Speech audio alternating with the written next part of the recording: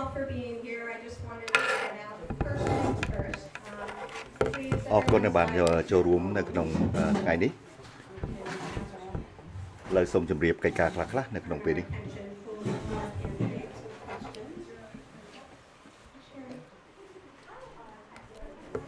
fully to our candidates with questions. Alright. And then just wanted to let everybody know that the forum is being live streamed and នៅ recorded. ក្នុងនេះសូមជម្រាបបណ្ដឹងថានេះគឺជាការថតនិងផ្សាយបន្តផ្ទាល់នៅក្នុងពេលធ្វើសកម្មភាពចំពោះបេក្ខជនរបស់យើងនៅក្នុងថ្ងៃនេះ So my name is Darcy Boyer. ខ្ញុំឈ្មោះ Starcy Boyer. A member of Legion ខ្ញុំជាសមាជិក Education Justice Alliance. នៅ Child who is a sophomore អង្គការការផ្នែកសិក្សាធិការ So this is very important for me and everybody here. ហើយ So we're going to អ go រគុណ over ដែលបាន the ចូលរួមនៅក្នុងពេលល្ងាចនេះ rules for how the day ហើយជាបន្តគឺវាមានសកម្មភាពខ្លះៗដែលចង់ជម្រាបឲ្យដឹងពីរឿង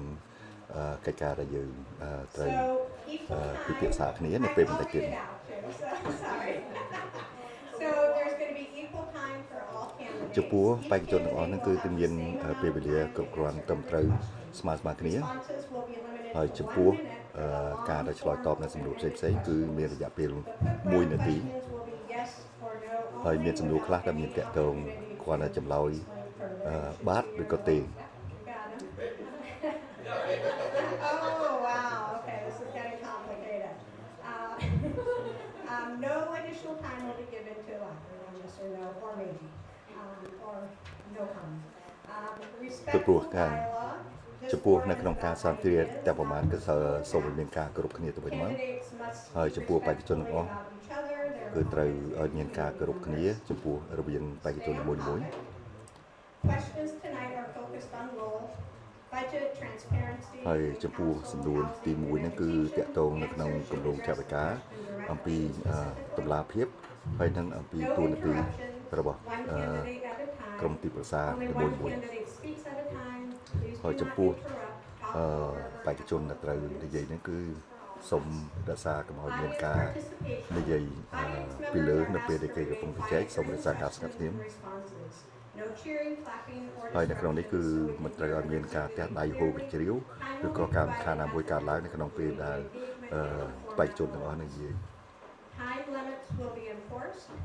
ចំពោះ Timekeepers ពេលវេលាគឺនឹងជម្រាបប្រាប់ឲ្យដឹង Timekeepers will signal when you have 30 seconds គេនឹងឲ្យ left, សញ្ញានៅពេលដែល 10 យើង seconds. និយាយហួសពេលវេលា Stop you if ដែលតម្រូវ you beyond ហើយជួនកាលគេត្រូវបញ្ឈប់យើងបើសិនជាយើងនិយាយហួសពេលដែលបានកំណត់ Finally, opening and closing statements. ហើយនៅចុងក្រោយគឺតាក់ទងនៅក្នុងការដែលផ្ដល់យោបល់ជាចុងក្រោយ Closing statement at the end of the forum. មានប្រមាណជា1នាទី Great. So we're going to get started. ឥឡូវគឺយើងចាប់ផ្ដើមនៅ First, ក្នុង we're going to have the សំណួរទី opening statement, 1 and ហើយជា for ពិសេស this particular គឺ one, សូមឲ្យ alphabetical, we'll mix it up. បេក្ខជនម្នាក់ៗ Hopefully, Ian will ដើម្បីចាប់ផ្ដើម explain how we're mixing it up when we get there, when it's time to answer the questions. ឲ្យដឹងអំពី Share your comment. តួនាទីរបស់ខ្លួនយើងហើយជាពិសេសគឺណែនាំឲ្យស្គាល់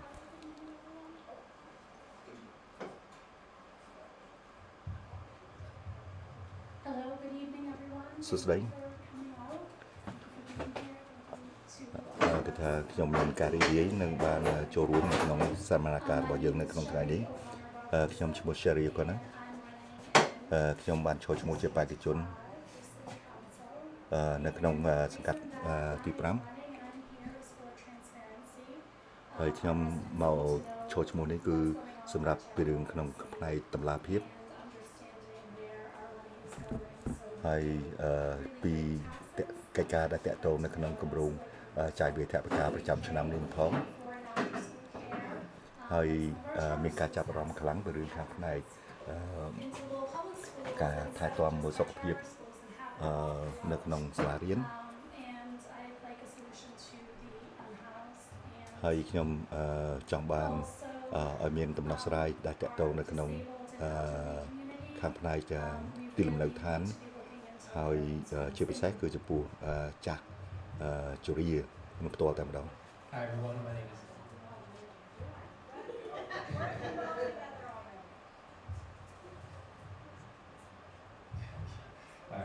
Hi Hi everyone, my name is Marcos Candido. Yo, chimo, For those of you Marcos who don't know Davino. me, I'm running for District 8 City Council. ខ្ញុំ Born and raised in ចូល the ឈ្មោះ city នៅ by ក្នុង two សង្កាត់ immigrant លេខ parents. 8 I went through our public school system. អឺ After that, ខ្ញុំ after មានការចាប់អារម្មណ៍ graduating ខាង law, ផ្នែក I went to get my ខ្ញុំបានទៅ bachelor's degree at Johns Hopkins រៀនសូត្រនៅ University in Low psychology High School and National Institutes of Health. I also ហើយ spent ខ្ញុំ for បាន 2 years there ចូល helping រៀន organize នៅក្នុង for ខាង our ផ្នែកយុវវិទ្យាស្ថាន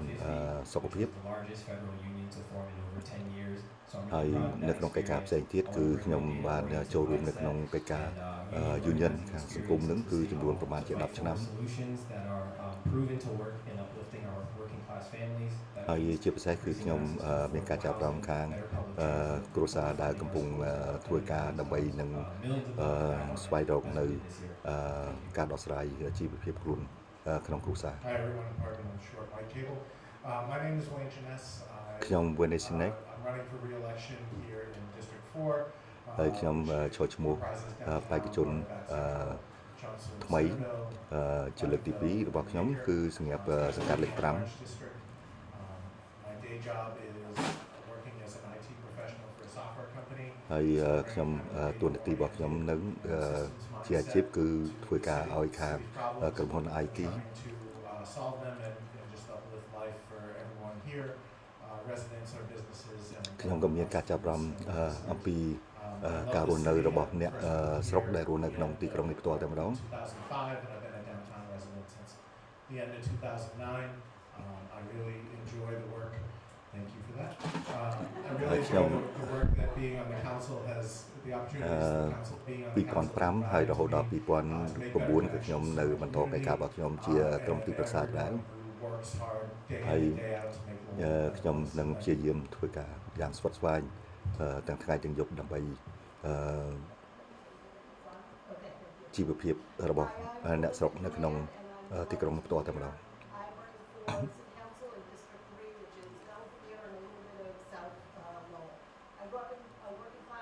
គាត់ឈ្មោះដែរគាត់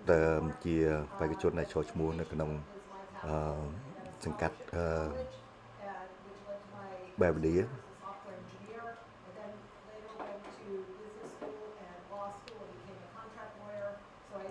ខ្ញុំគឺថាមានរបរជីពរបស់ខ្ញុំគឺជាមេធាវីផងគឺជាសមាជិកនៅក្នុងគណៈកម្មការសាលារៀននឹងដែរហើយខ្ញុំមានតាក់ទងនៅក្នុងការងារដែលជាអង្គការក្រៅរដ្ឋាភិបាលផ្សេងៗនានាហើយខ្ញុំត្រៀមខ្លួនជាស្រេចក្នុងការការដឹកនាំនៅក្នុងជួរទីប្រឹក្សាក្រុងខ្ញុំឈ្មោះ Sydney ខ្ញុំបានរស់នៅក្នុងទីក្រុងឡូតាំងពីឆ្នាំ 1987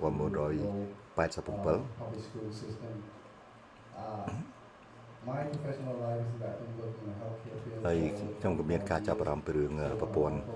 សិក្សាធិការនឹងផ្ទាល់តែម្ដងចំពោះកិច្ចការរបស់ខ្ញុំជាអាជីពនឹងពីដើមគឺខ្ញុំជាបុគ្គលិកម្នាក់នៅក្នុងខាងផ្នែកសុខាភិបាល Also looking at transparency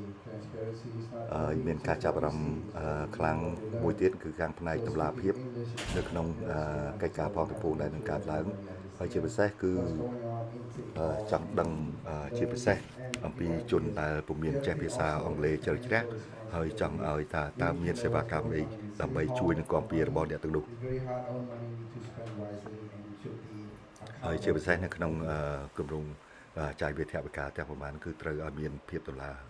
លាភាពហើយនឹងឲ្យបានត្រឹមត្រូវសន្សំសេចក្តីត្រូវការនឹងការផ្ដល់កិច្ចការរបស់អ្នករស់នៅក្នុងទីក្រុងផ្ទាល់បាទខ្ញុំជារស់នៅផ្លូវ Market Street ខ្ញុំទៅរៀននៅ Low High School ការខ្ញុំចូលឈ្មោះជាបេក្ខជនសម្រាប់ទីប្រឹក្សាក្រុងនេះខ្ញុំមានការចាប់អារម្មណ៍ពីរឿងការចតរថយន្តក៏ដូចជាសុវត្ថិភាពនៅក្នុងតាមផ្លូវក៏ដូចជានៅក្នុងសហគមន៍ផងទាំងមូលហើយជាពិសេសគឺចំពោះអ្នកដើរទាំងប្រមាណហ្នឹងគឺថាឲ្យត្រូវមានផ្លូវត្រឹមត្រូវស្រួលសម្រាប់អ្នកថ្មើរជើងហើយព្រោះខ្ញុំហ្នឹងក៏ធ្លាប់ដើរហាត់ប្រាណឬក៏អីតាមផ្លូវហ្នឹងដែរ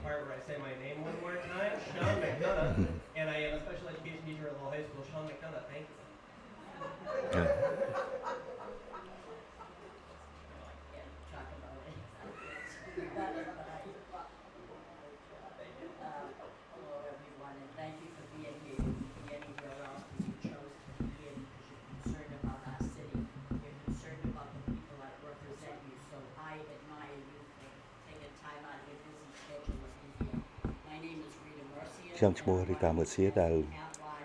ជាបេក្ខជនមួយដែលឈរថ្មីម្ដងទៀតសម្រាប់ទីប្រឹក្សាក្រុង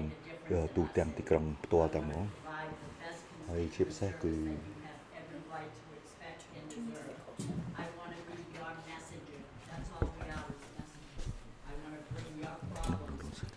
នៅក្នុងនេះផ្ទាល់តែម្ដង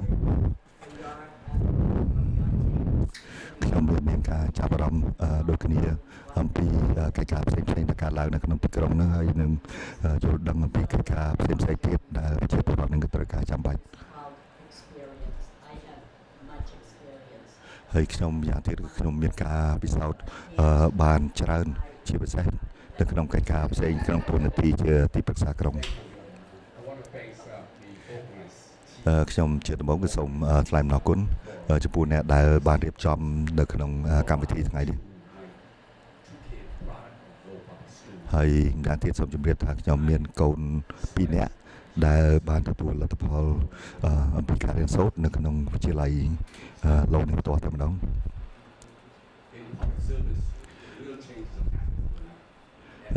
ចំពោះ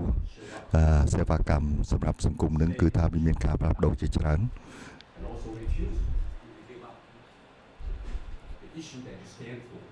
ហើយជាពិសេសគឺនៅក្នុងកិច្ចការដែលយើងបានជួបប្រទះនៅក្នុងបច្ចុប្បន្នហ្នឹងគឺឃើញថាមាននៅការជាបន្តបន្ទាប់ហើយម្យ៉ាងទៀតខ្ញុំក៏ចូលឈ្មោះជាបេក្ខជនទីប្រឹក្សាក្រុងនៅក្នុងការចូលឈ្មោះរបស់ខ្ញុំឈ្មោះ Rolanzo ហើយនឹងគឺខ្ញុំនឹងដើរទៅតាមភូមិឋាននៅក្នុងសហគមន៍ផ្ទាល់តែម្ដងហើយចំពោះខ្ញុំនឹងគឺខ្ញុំមានការតាក់ទងនៅក្នុងកិច្ចការសង្គមផ្សេងៗនៅក្នុងទីក្រុងផ្សេងដូចជា MCMC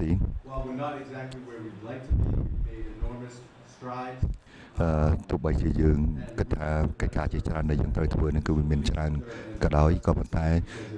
យ៉ាងហោចណាស់គឺយើងដរាបណាដែលយើងមានការព្យាយាមយើងគឺនឹងអាចនឹងរៀបចំនៅក្នុងកិច្ចការផ្សេងៗដើម្បីបម្រើសហគមន៍ទៅតាមសេចក្តីប្រកាសរបស់ខ្លួននឹងផ្ទាល់តែម្ដងទីមគឺខ្ញុំបានធ្វើការជាមួយនឹងខាងផ្នែកសារមន្ទីរខាងផ្នែកសិល្បៈហើយម្យ៉ាងទៀតនៅក្នុងកិច្ចការផ្សេងទៀតហ្នឹងគឺឃើញថាវាមានការចាប់អារម្មណ៍ជាច្រើនរបស់ខ្ញុំជាពិសេសតាក់ទងនៅក្នុងកិច្ចការនៅក្នុងសង្គមសួស្តីខ្ញុំឈ្មោះរដ្ឋាភិបាលជាពិសេសគឺចំពោះនៅក្នុងសាលារៀននៅក្នុងទីក្រុងឡូនផ្ទាល់តែម្ដងកូនរបស់ខ្ញុំក៏ដូចជានឹងភរិយាខ្ញុំនឹងដែរបានទទួលការសិក្សាអប់រំពីសាលានៅក្នុងទីក្រុងLowellហើយចំពោះកិច្ចការរបស់ខ្ញុំកន្លងរួចមកហើយគឺចំនួនរយៈពេល4ឆ្នាំហើយដែលបានខ្ញុំបម្រើតួនាទីខ្ញុំជាទីប្រឹក្សាក្រុង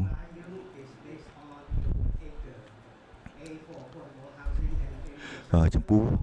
កិច្ចការផ្សេងៗដែលខ្ញុំយល់ឃើញថាវាចាំបាច់បំផុតហើយដែលមានតម្លៃគឺខាងផ្នែកសិក្សាអប់រំខាងផ្នែកបរិស្ថានខាងផ្នែកសុខភាពហើយនឹងជាពិសេសគឺនៅក្នុងគេអដ្ឋានឲ្យមានគ្រប់គ្រាន់សម្រាប់សេចក្តីត្រូវការរបស់ប្រជាពលរដ្ឋនៅក្នុងទីក្រុងផ្ទាល់តែម្ដង Nice job. So one other important thing I should probably mention is the bathroom is right around. ហើយសូមជម្រាបថាប្រគុណនៅខាងក្រោយបើសិនត្រូវការប្រើប្រាស់ So we're going to move into the first long form question. ឥឡូវគឺយើងបន្តទៀតនៅក្នុងសំណួររបស់យើងដែលយើងដឹងថាវាមានយើងដូចជាថាច្រើនតិច Hello everyone, my name is Neela. សួស្តីខ្ញុំឈ្មោះនីឡា ជាបន្តគឺយើងមានពេល1នាទីសម្រាប់ឆ្លើយនៅសំណួរទាំងអស់ហ្នឹង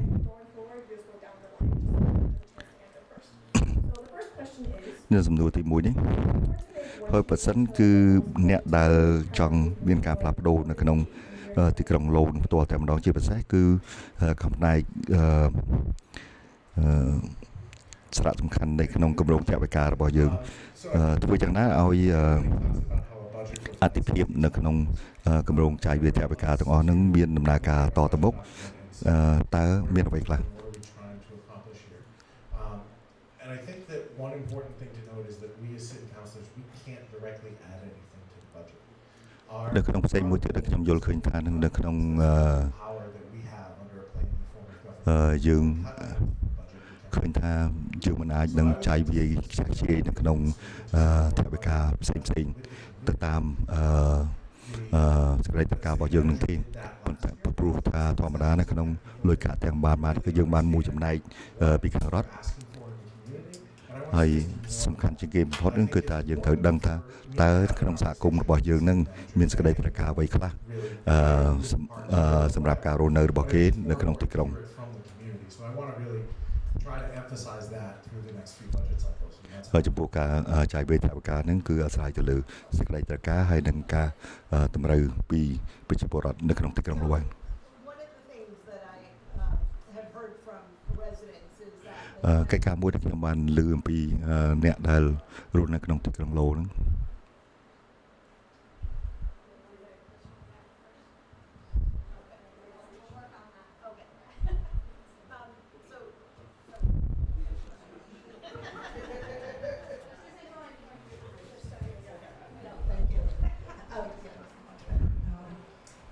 So many residents have asked how មានប្រជាពលរដ្ឋជាច្រើនបានទៅសួរថាការដែលប្រស័យតាក់ទងគ្នាគឺជា residents get វិធានការមួយដើម្បីឲ្យ City Council គឺទីប្រឹក្សាក្រុងនឹងហើយនឹងប្រជាពលរដ្ឋនឹងគឺថាបានដឹងគ្នាទៅវិញទៅមក 750-page document is ពីព្រោះធម្មតានៅក្នុងគម្រោងចាយវាយថវិកាមានចំនួនរហូតដល់700សន្លឹកជាងដែលយើងត្រូវត្រួតពិនិត្យតែចែងនៅក្នុងការចាយវាយផ្សេងៗទាំងអស់ដូច្នេះវាច្រើនណាស់យ៉ាងណាមិញគឺឃើញថាម្នាក់ៗហ្នឹងគឺមិនមែនថាយល់ទាំងអស់អំពីរឿងការចាយវាយនឹងទៅលើអីខ្លះដោយវិធីណាទៅលើមុខណាមួយនោះទេ bring forward where their priorities are. យ៉ាងណាមិញគឺថា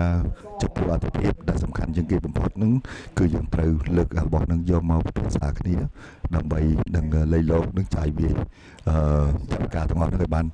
ត្រឹមត្រូវសមសេចក្តីត្រូវការ that our job mostly is just like a board of directors, and city manager will provide us with budget. ចំពោះទូនាទីរបស់ទីប្រឹក្សាក្រុងគឺថាយើងត្រូវ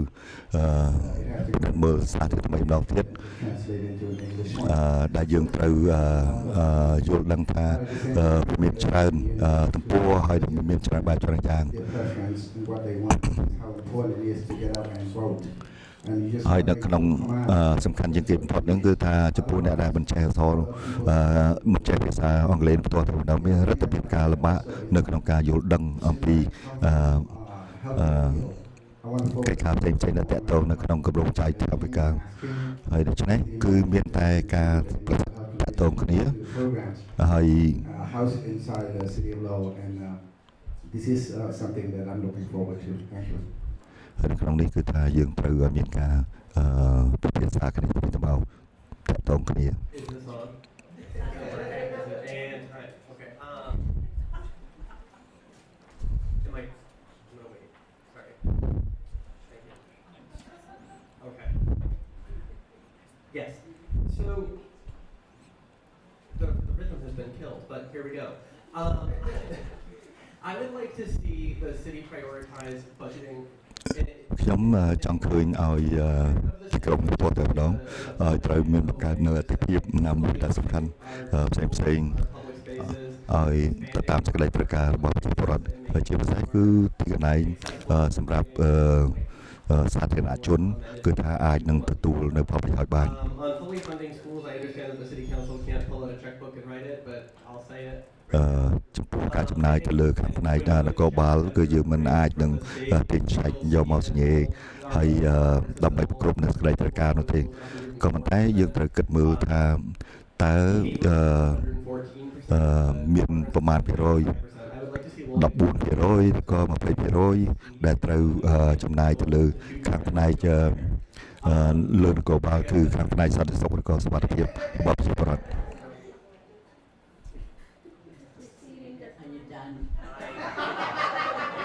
Yes. talk about the budget, នៅពេលដែលយើងនិយាយពីរឿងខាងផ្នែកគម្រោងចាយថវិកាហ្នឹង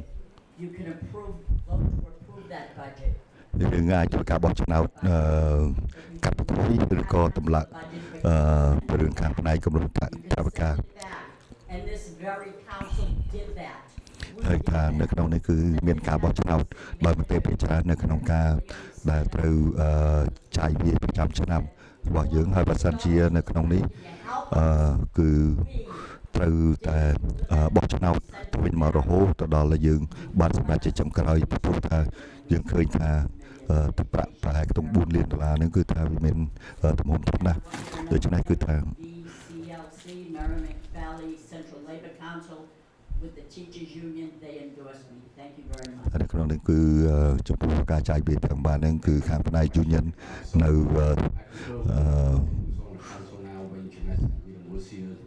គណៈកម្មការរបស់គេនោះគឺមានបានគ្រប់គ្រងនៅក្នុងគំនិតរបស់ខ្ញុំដែរ participation sessions start about 2 years now. I proposed that came from Cambridge, right? Everyone here, everyone at home needs to show up and speak up. If you don't, នៅក្នុងការចាប់អារម្មណ៍របស់ខ្ញុំគឺថាបើសិនជាយើងមានការគឺថាចាប់អារម្មណ៍ខាងផ្នែកការចាយវាយថវិកាផ្សេងៗសម្រាប់ទីក្រុងផ្ទាល់តែម្ដងគឺត្រូវបង្ហាញខ្លួនឬក៏យើងបញ្ចេញមតិរបស់យើងនឹង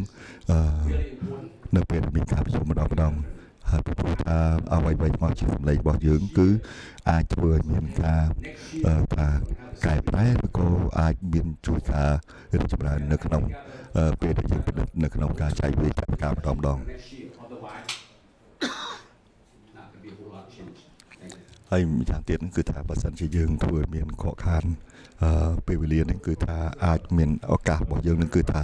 ច្បាស់ជាមិនសូវជាបានគ្រប់គ្រាន់បានទេ I think we should be making proactive moves such as instead of a parking enterprise, which I don't know how much that makes, it just aggravates everybody. ខ្ញុំយល់ឃើញថាចំពោះ I see marketing promotions all over the place. Highly successful selling out arenas. It can make the city ការដែលចតឡាននៅតាមផ្លូវឬក៏ជាសហគ្រិនខាងផ្នែករបស់ជំនួយផ្សេងៗហ្នឹងគឺមើលទៅថាជាកិច្ចការមួយដែលមនុស្សម្នាក់ៗហ្នឹងគឺថាមានការគេហៅថាស្មុកស្មាញឬក៏មានការគឺថាសឹងតែជាក្បាលទៅហើយនៅក្នុងខាងផ្នែកនេះ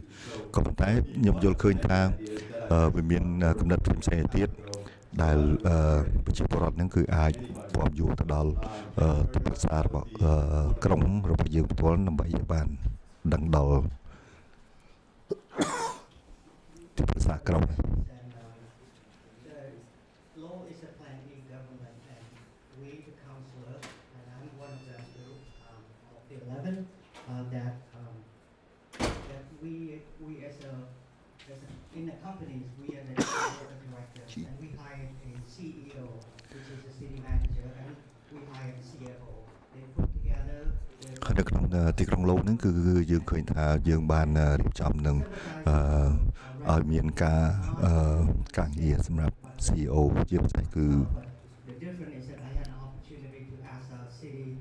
CFO to see what line item is all of this about. ឲ្យបានជួយពិនិត្យនៅក្នុងគម្រោងថវិកាច្បាប់នានាខ្លះៗដែលតកតងនៅក្នុងចំណោមទីប្រឹក្សាក្រុងដែលបានស្នាក់ដាក់ស្នើសុំហើយនៅក្នុងបច្ចុប្បន្ននេះគឺថានៅក្នុង City Manager អ្នកគ្រប់គ្រងទីក្រុងនោះផ្ទាល់តែម្ដងគឺមាន4ផ្នែកដែលយើងកំពុងតែគិតគូរនៅក្នុងពេលឥឡូវនេះ This next question we are going to Oh, I'm so sorry. Even I'm not getting right. Go ahead. Hi, I'm Shelly O'Connor Barbosa, and I appreciate everyone's responses. My budgetary priorities would be to take in individuals that go through bus signs, those stops. ហើយនៅក្នុងនេះគឺចំពោះខ្ញុំផ្ទាល់តែម្ដងគឺរឿងចំណតរថយន្តក្រុងធំៗហ្នឹងគឺឲ្យមានឲ្យបានត្រឹមត្រូវ We need to look at more grant writing. I'm sure យើងជាពិសេសគឺ យើងត្រូវពិនិត្យមើលឲ្យមានការបង្កើតនៅក្នុងអ្នកដែលទៅសេសុំលុយកាក់អីផ្សេងៗឲ្យបានច្រើនថែមទៀតដើម្បីនឹងប្រមូលថវិកាពីខាងក្រៅចូលក្នុងទីក្រុងរបស់យើងនឹងផ្ទាល់តែម្ដង ហើយឧទាហរណ៍ដូចជានៅក្នុងកន្លែង Senior Center នឹងជាដើមនឹងដែលប្រជាពលរដ្ឋនឹងគឺថាបានចូលរួមហើយដោយអត់មានគិតថ្លៃទេចំពោះទីកន្លែងនឹងផ្ទាល់តែម្ដងហើយម្យ៉ាងទៀតនេះគឺចំពោះអ្នកដែលចាស់ជរានេះគឺមានការលំបាកនៅក្នុងការធ្វើដំណើរពីចំណុចមួយទៅចំណុចមួយទៀត Sorry, could you read the question real quick? Of course. I've forgotten it. No worries. If you were to make one change to Lowell's budgetary priorities moving forward, what would it be? Well, again, everyone, my name is Marcos. I've talked about it my whole campaign. My eyes are មហោនៅក្នុងពេលឡើយនេះគឺខ្ញុំចង់ជម្រាបជាពិសេសតោះឆ្លើយតបនឹងសំណួរដែលតាក់ទងនៅក្នុងព្រឹងអតិភិបនៅលើផ្នែកគម្រោងចាយវាយថវិកាប្រចាំឆ្នាំ have to restore that funding and even go beyond that. Our schools are critical. ខ្ញុំឃើញថាចំពោះគម្រោងចាយវាយថវិកាហ្នឹងគឺយើងឃើញថាខាងផ្នែកសាធារណគឺថាវាសំខាន់សម្រាប់យើងទាំងអស់គ្នា $25 million, and he's using it to refill the same potholes that are just going to arrive year over year. You know, if we have $25 million, we should be rapidly improving our transit system so we can actually boost យើងឃើញថានៅក្នុងចំនួនទឹកប្រាក់$25 លាននឹងផ្ទាល់តែម្ដងចំពោះកន្លែងណាដែលមានគេកោកតែប្រហែលគឺយើងអាចរៀបចំទីក្រុងរបស់យើងនឹងឲ្យបានប្រសើរបានហើយតទៅអនាគតនឹងគឺយើងអាចនឹងកែប្រែរូបភាពថ្មីរបស់ទីក្រុង So if you're waiting for your turn, no, don't even worry about it. So this next question will be regarding. ចំពោះសំណួរបន្តនេះ The question is, one of the responsibilities of the city council is evaluating ចំពោះទំនួលខុសត្រូវរបស់តួនាទីក្រុង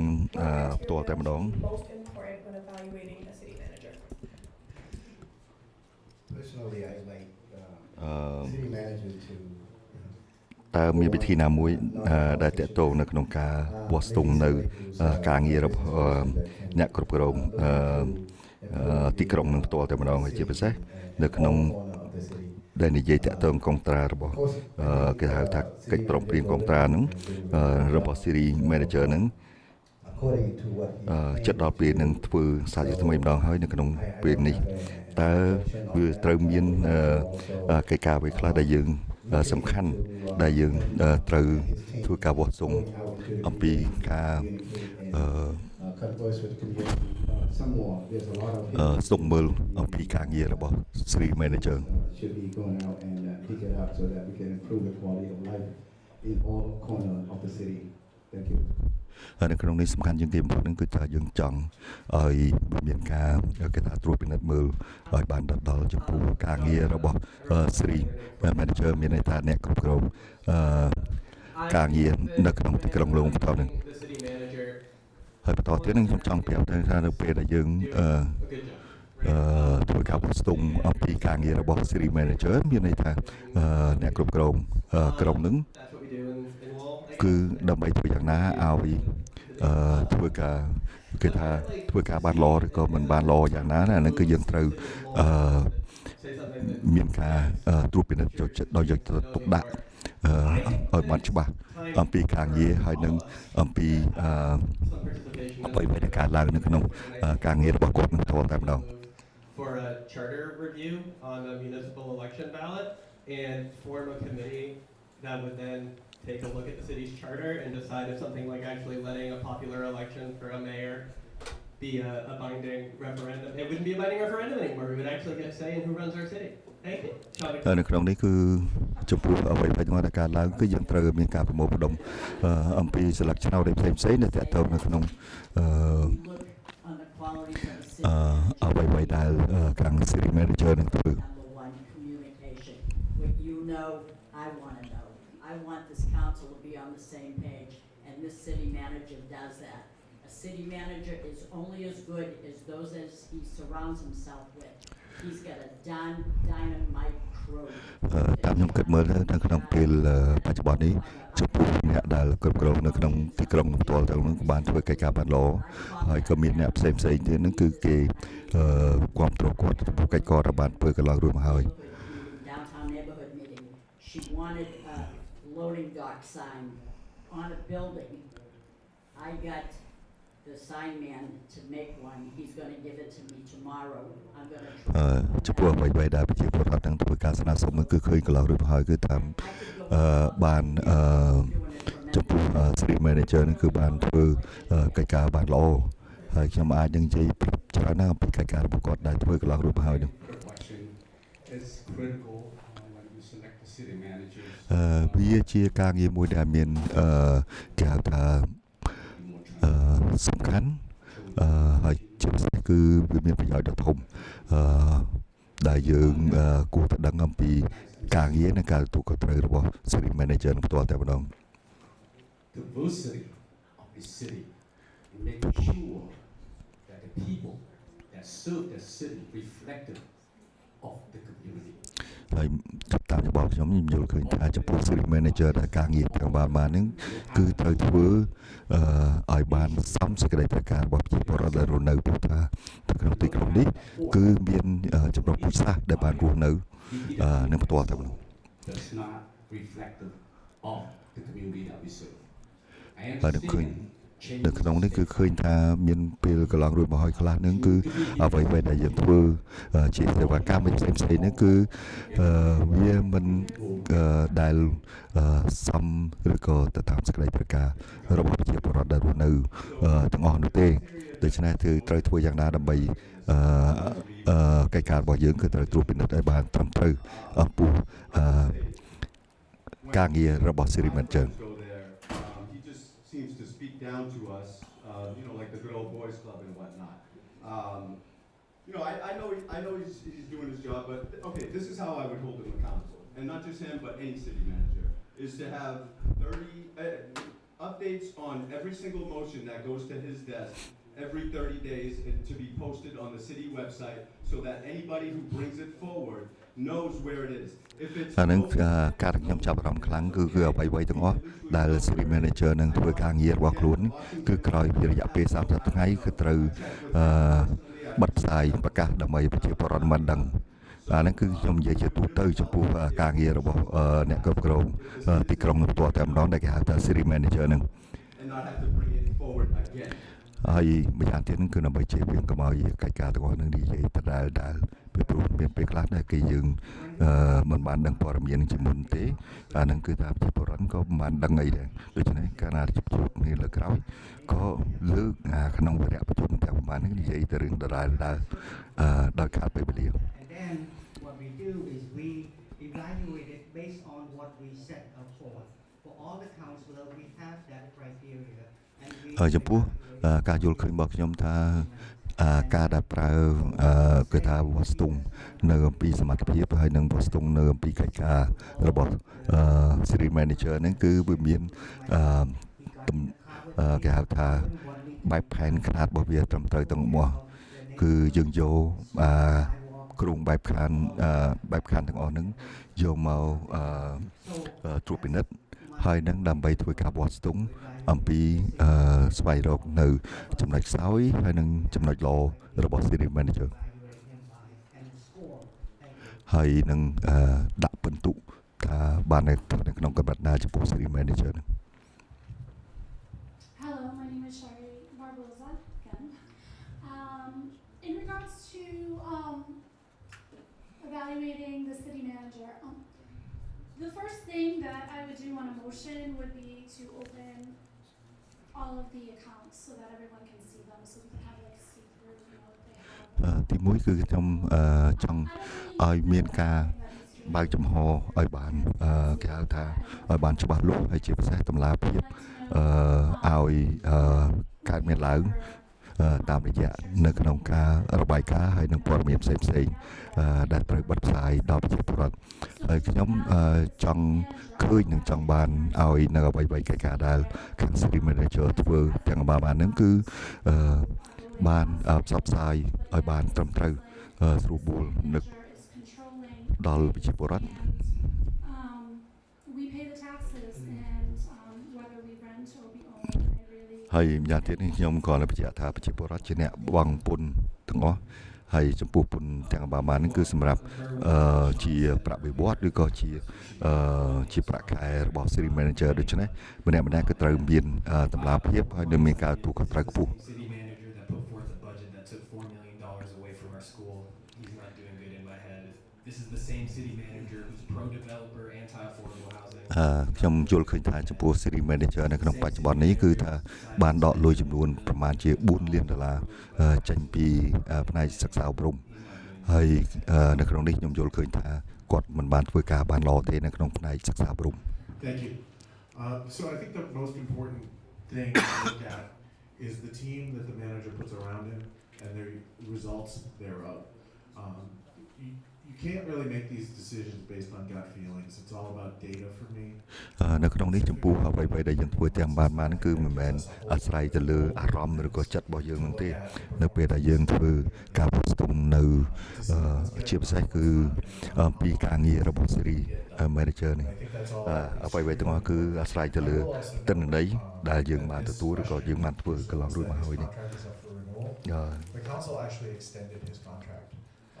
នៅក្នុងនេះគឺខ្ញុំឃើញថាត្រូវមានការធ្វើជាបន្តបន្ទាប់ទៅទៀតហើយឥឡូវគឺចិត្តដល់ពេលដែល City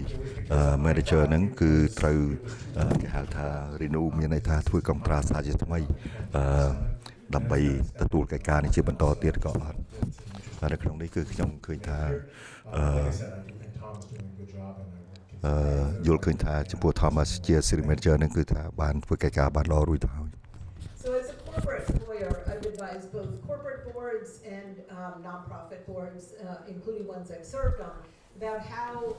what our role is to evaluate the CEO, which is what the city manager is. ក្នុងនាមជាមេធាវីនឹងផ្ទាល់តែម្ដងយើងឃើញថាអ្វីៗទាំងអស់ហ្នឹងគឺយើងត្រូវមានលក្ខខណ្ឌឬក៏លក្ខណៈត្រឹមត្រូវស្រួលបួលនៅពេលដែលយើងធ្វើការវាស់ស្ទង់នៅការងាររបស់ City Manager នឹងផ្ទាល់តែម្ដង ហើយនៅក្នុងនេះគឺថាយើងអាចនឹងធ្វើការវាស់ស្ទង់ដោយ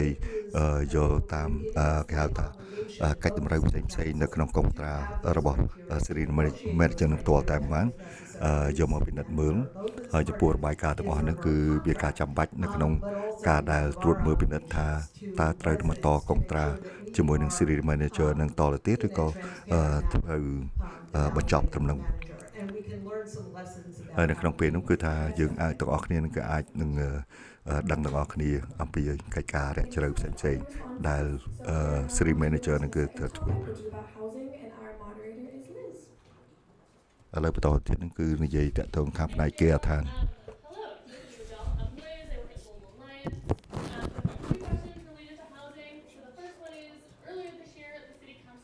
ឥឡូវខ្ញុំមានសំណួរ2ដែលតាក់ទងនៅក្នុងខាងផ្នែកគេអាឋាន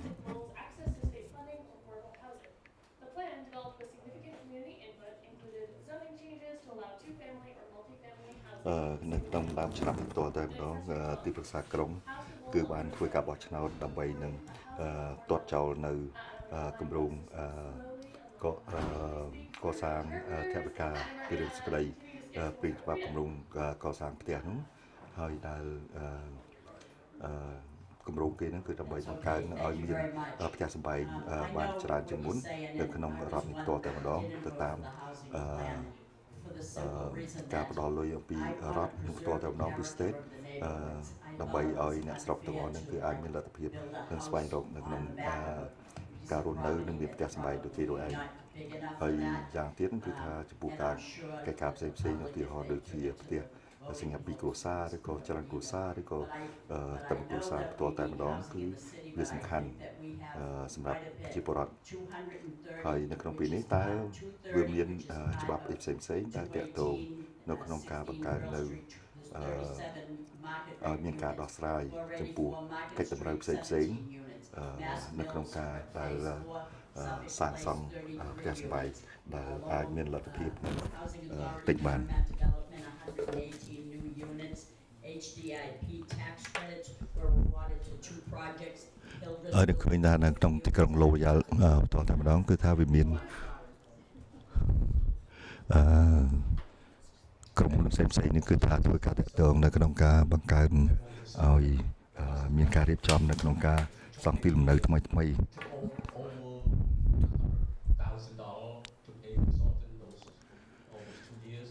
A lot of manpower, a lot of resident and people input. It's just a roadmap. The housing production plan, Nim Clark actually was the driver behind this housing production. I want to get back. គាត់នេះនឹងកន្លងរឿងមកហើយគឺយើងប្រើខ្ទង់ចំនួនទឹកប្រាក់$100,000ដើម្បីនឹងជួលមនុស្សឲ្យត្រួតពិនិត្យអំពីកិច្ចការផ្សេងៗដែលទាក់ទងនៅក្នុងការសាងសង់នៅក្នុងទីក្រុងឡូផ្ទាល់តែម្ដងហើយខ្ញុំចង់ឲ្យមានការវិវត្តទៅវិញចំពោះអ្នកដែល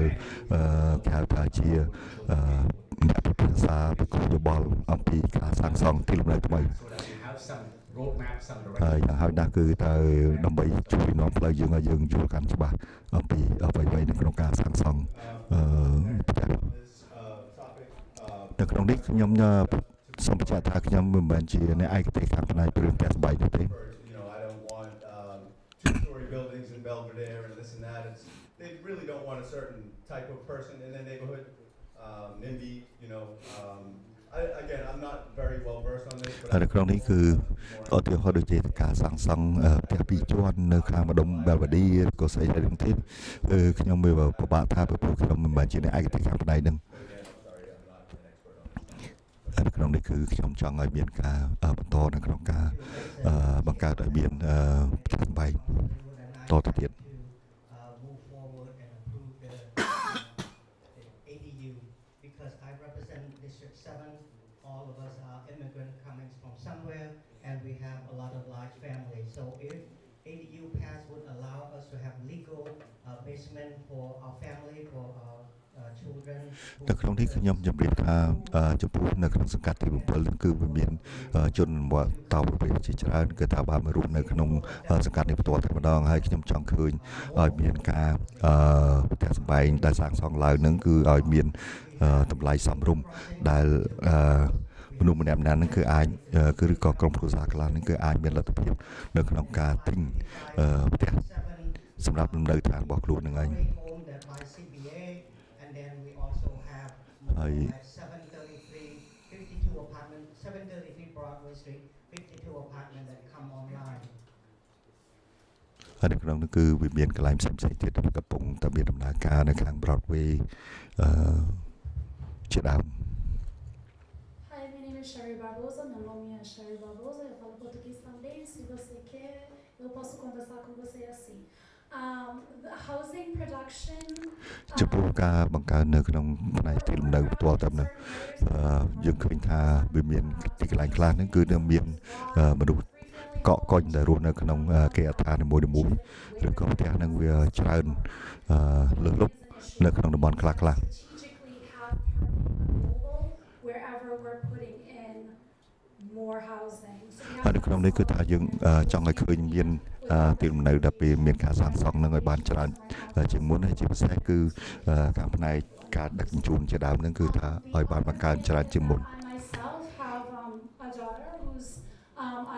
ចំពោះខ្ញុំផ្ទាល់ហ្នឹងគឺថាខ្ញុំមានកូនដែលមានជំងឺ autism ហើយទៅថ្ងៃក្រោយហ្នឹងគឺថាវាមាននឹងផ្លាស់ប្ដូរទីលំនៅទៅនៅផ្ទះដែលសម្រាប់ជនពិការសម្រាប់ឲ្យគេរស់នៅបាន So I think the housing production plan is critical to our city. I think ខ្ញុំយល់ឃើញថាចំពោះការបង្កើនឲ្យមានការកសាងនៅទីលំនៅផ្សេងៗវាមានការចាំបាច់ character of our neighborhoods. ហើយ Character of our neighborhoods as they are now is killing our communities. Our growing young adults have no place to go. ហើយនៅក្នុងពេលបច្ចុប្បន្ននេះខ្ញុំយល់ឃើញថាចំពោះដែលមនុស្សដែលរស់នៅក្នុងទីក្រុងនឹងផ្ទាល់តែម្ដងចំពោះក្មេងៗឥឡូវគឺថាវាធំដឹងខ្លីជាងមុនហើយគឺសំខាន់ជាងគេគឺថាគេចង់មានទីលំនៅសម្រាប់ខ្លួនឯងខ្ញុំចង់ឲ្យមានការកាត់បន្ថយនៅក្នុងការបង់ពន្ធតាក់សម្រាប់ដីធ្លីឬក៏ផ្ទះសម្បែងហើយនៅក្នុងនេះគឺវាមានពេលខ្លះហ្នឹងគឺមនុស្ស មានការលំបាកនៅក្នុងការដោះស្រាយនៅជីវភាពប្រចាំថ្ងៃខ្ញុំចង់ឲ្យឃើញមានយានជំនិះដឹកជញ្ជូនឲ្យបានច្រើនជាងមុនហើយមានឲ្យបានត្រឹមត្រូវដើម្បីឲ្យគេទាំងអស់ហ្នឹងគឺប្រើប្រាស់នៅសេវាកម្មដែលមាននៅក្នុងទីក្រុងឡូចំពោះនៅក្នុងការកសាងនៅទីលំនៅផ្សេងៗទាំងអស់ហ្នឹង steering committee that was put together. ខ្ញុំបានចូលរួមនៅក្នុងគេហៅថាគណៈកម្មការដើម្បីផ្ដល់យោបល់ The city will នឹងដែរ council on NEMCOG, the board that was mentioned earlier, which is the Northern Middlesex Council of Governments. So this is basically Lowell and the surrounding towns. NEMCOG helps all the communities with planning, with ចំពោះនៅក្នុងគណៈកម្មការនេះគឺថានៅក្នុងតំបន់មានសាច់នឹងផ្ទាល់យើងឃើញថាសំខាន់ជាងគេបំផុតនេះគឺថាចង់បង្កើតឲ្យមានការកសាងទីលំនៅថ្មីៗបន្ថែមទៀត like 70% of our existing housing stock does not conform with our zoning code on the books. ហើយនៅក្នុងនេះគឺថាបើសិនយើងគិតមើលនឹងគឺថាចំនួនប្រហែលខ្ទង់ 70% នៅផ្ទះក្នុងបច្ចុប្បន្នហ្នឹងគឺមិនទាន់គេហៅថាត្រឹមត្រូវទៅតាមច្បាប់ឬក៏លក្ខខណ្ឌនៃផ្សេងៗរបស់ទីក្រុងទេ It really take 10-15 minutes, so I'm going to stop now. នៅក្នុងនេះគឺខ្ញុំចង់ធ្វើយ៉ាងណាឲ្យទីលំនៅផ្សេងៗទាំងអស់ហ្នឹងគឺស្ថិតនៅក្នុងតាមស្តង់ដារzoning របស់គេហ្នឹងគឺថាតាមតំបន់ Involved input from a large number of people in the city and reflected the goals of many residents. And those ចំពោះនៅក្នុងការកថាកសាងនៅទីលំនៅផ្សេងៗតាមតំបន់ហ្នឹងគឺថាត្រូវតែមានការគឺថា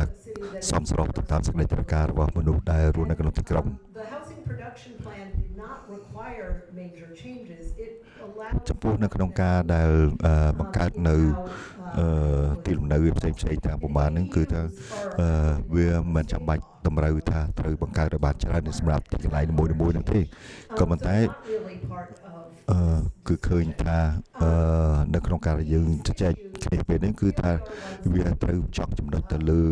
កិច្ចការសំខាន់មួយទៀត in discussion at City Council and outside City Council and not just have either a 1-minute answer here or at City Council. ក្នុងនេះក៏ត្រូវមានការពិភាក្សាជាពិសេសក្នុងចំណោមក្រុមប្រឹក្សាក្រុងបន្តតែម្ដង Well, sitting here, I guess that ក្រុមនេះ all 81 ខ្ញុំយល់ឃើញថាស្ដាប់អ្នកអាជីពហ្នឹងគឺមានផ្ដល់យោបល់គឺថាតាមសំណុំគេ housing production plan, right? I mean, listen to all the answers, all happening in the acre. We need to breathe. Where's the green space? Where's the area for our kids? You know, what are some places that should be housed at? ជាពិសេសគឺ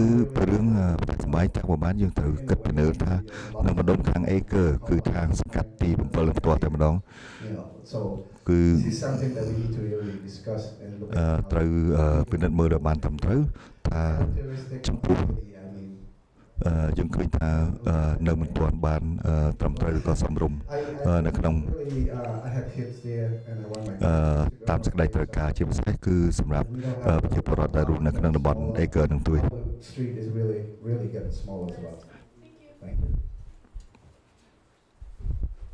Hi. So when I think about the នៅពេលដែលខ្ញុំគិតពីរឿងខាងផ្នែកទីលំនៅវិញ things that the housing production plan said was that we had there was a lack of ownership opportunity and a lack of amenity in our densest neighborhoods to echo what you just said, the acre, downtown, back Centerville. When I think about preserving the character in a neighborhood, I think about the Apple Orchard development in Centerville and how that absolutely did not preserve the character of the neighborhood. It's not about how many people live in a building, it's about what that building comes at the cost of. អាហ្នឹងគឺថាយើងត្រូវគិតមើលថាតើនៅក្នុងចំពោះផ្ទះសម្បែងទាំងប្រមាណនេះគឺយើងមិនត្រូវផ្ចង់ចំណុចខ្លាំងទៅរឿងថាមានមនុស្សប្រមាណអ្នករស់នៅទៅយើងត្រូវគិតអំពីថាតើផ្ទះសម្បែងដែលអាចសាងសង់នៅក្នុងទីក្រុងហ្នឹងបានប្រមាណកន្លែងឬក៏បានចំនួនប្រមាណ A neighborhood and a community that you can live in and raise a family and play basketball time. Great, thank you all. And I have one more question related to housing.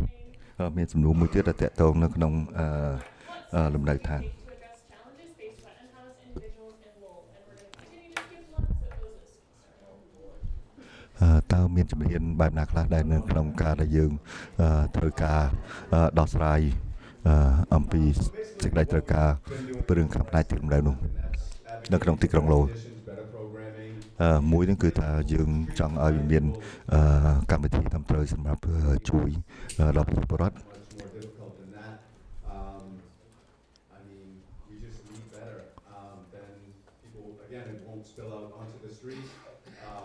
គឺជាផ្សេងគឺថាយ៉ាងហោចណាស់ក៏យើងត្រូវគិតថាឲ្យមានទីលំនៅឲ្យបានសមរម្យហើយត្រឹមត្រូវទៅតាមសេចក្តីត្រូវការរបស់ប្រជាពលរដ្ឋហើយជាផ្សេងគឺជាវាងរំឲ្យមនុស្សទាំងអស់នឹងរស់នៅខ្វះទីលំនៅឬក៏រស់នៅតាមផ្លូវថ្នល់នានា You need your own space to get better. At least I did. I'll just put it that way. ហើយម្យ៉ាងទៀតដែលខ្ញុំគិតមើលឃើញថាជាយើងត្រូវមានគាត់ថាទីកន្លែងដែលរស់នៅឲ្យបានសមរម្យប៉ុណ្ណឹង The unhoused population has various special needs, some mental health, some drug. យើងឃើញថាចំពោះទីលំនៅគឺថាវាមានការសម្រាំងអំពីទីលំនៅសម្រាប់មនុស្សដែលពិការមនុស្សដែលមានបញ្ហាខាងផ្នែកសុខភាព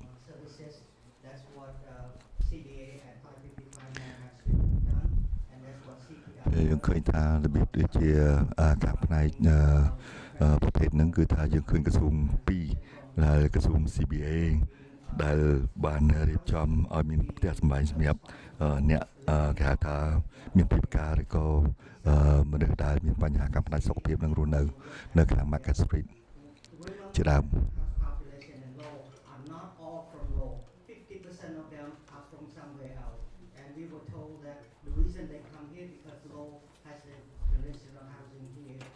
ហើយនៅក្នុងជាពិសេសគឺថាគិតមើលទៅប្រហែលខ្ទង់ 50% មិនមែនអ្នកដែលរស់នៅទីក្រុងឡូនឹងយូរយារណាស់មកហើយទេគឺមកពីខាងទីក្រុងផ្សេងទៀតហើយដោយម្យ៉ាងគឺដោយសារពីរឿងទីក្រុងឡូក៏មានសម្រាំងស្ងៀមតែពិសេសសម្រាប់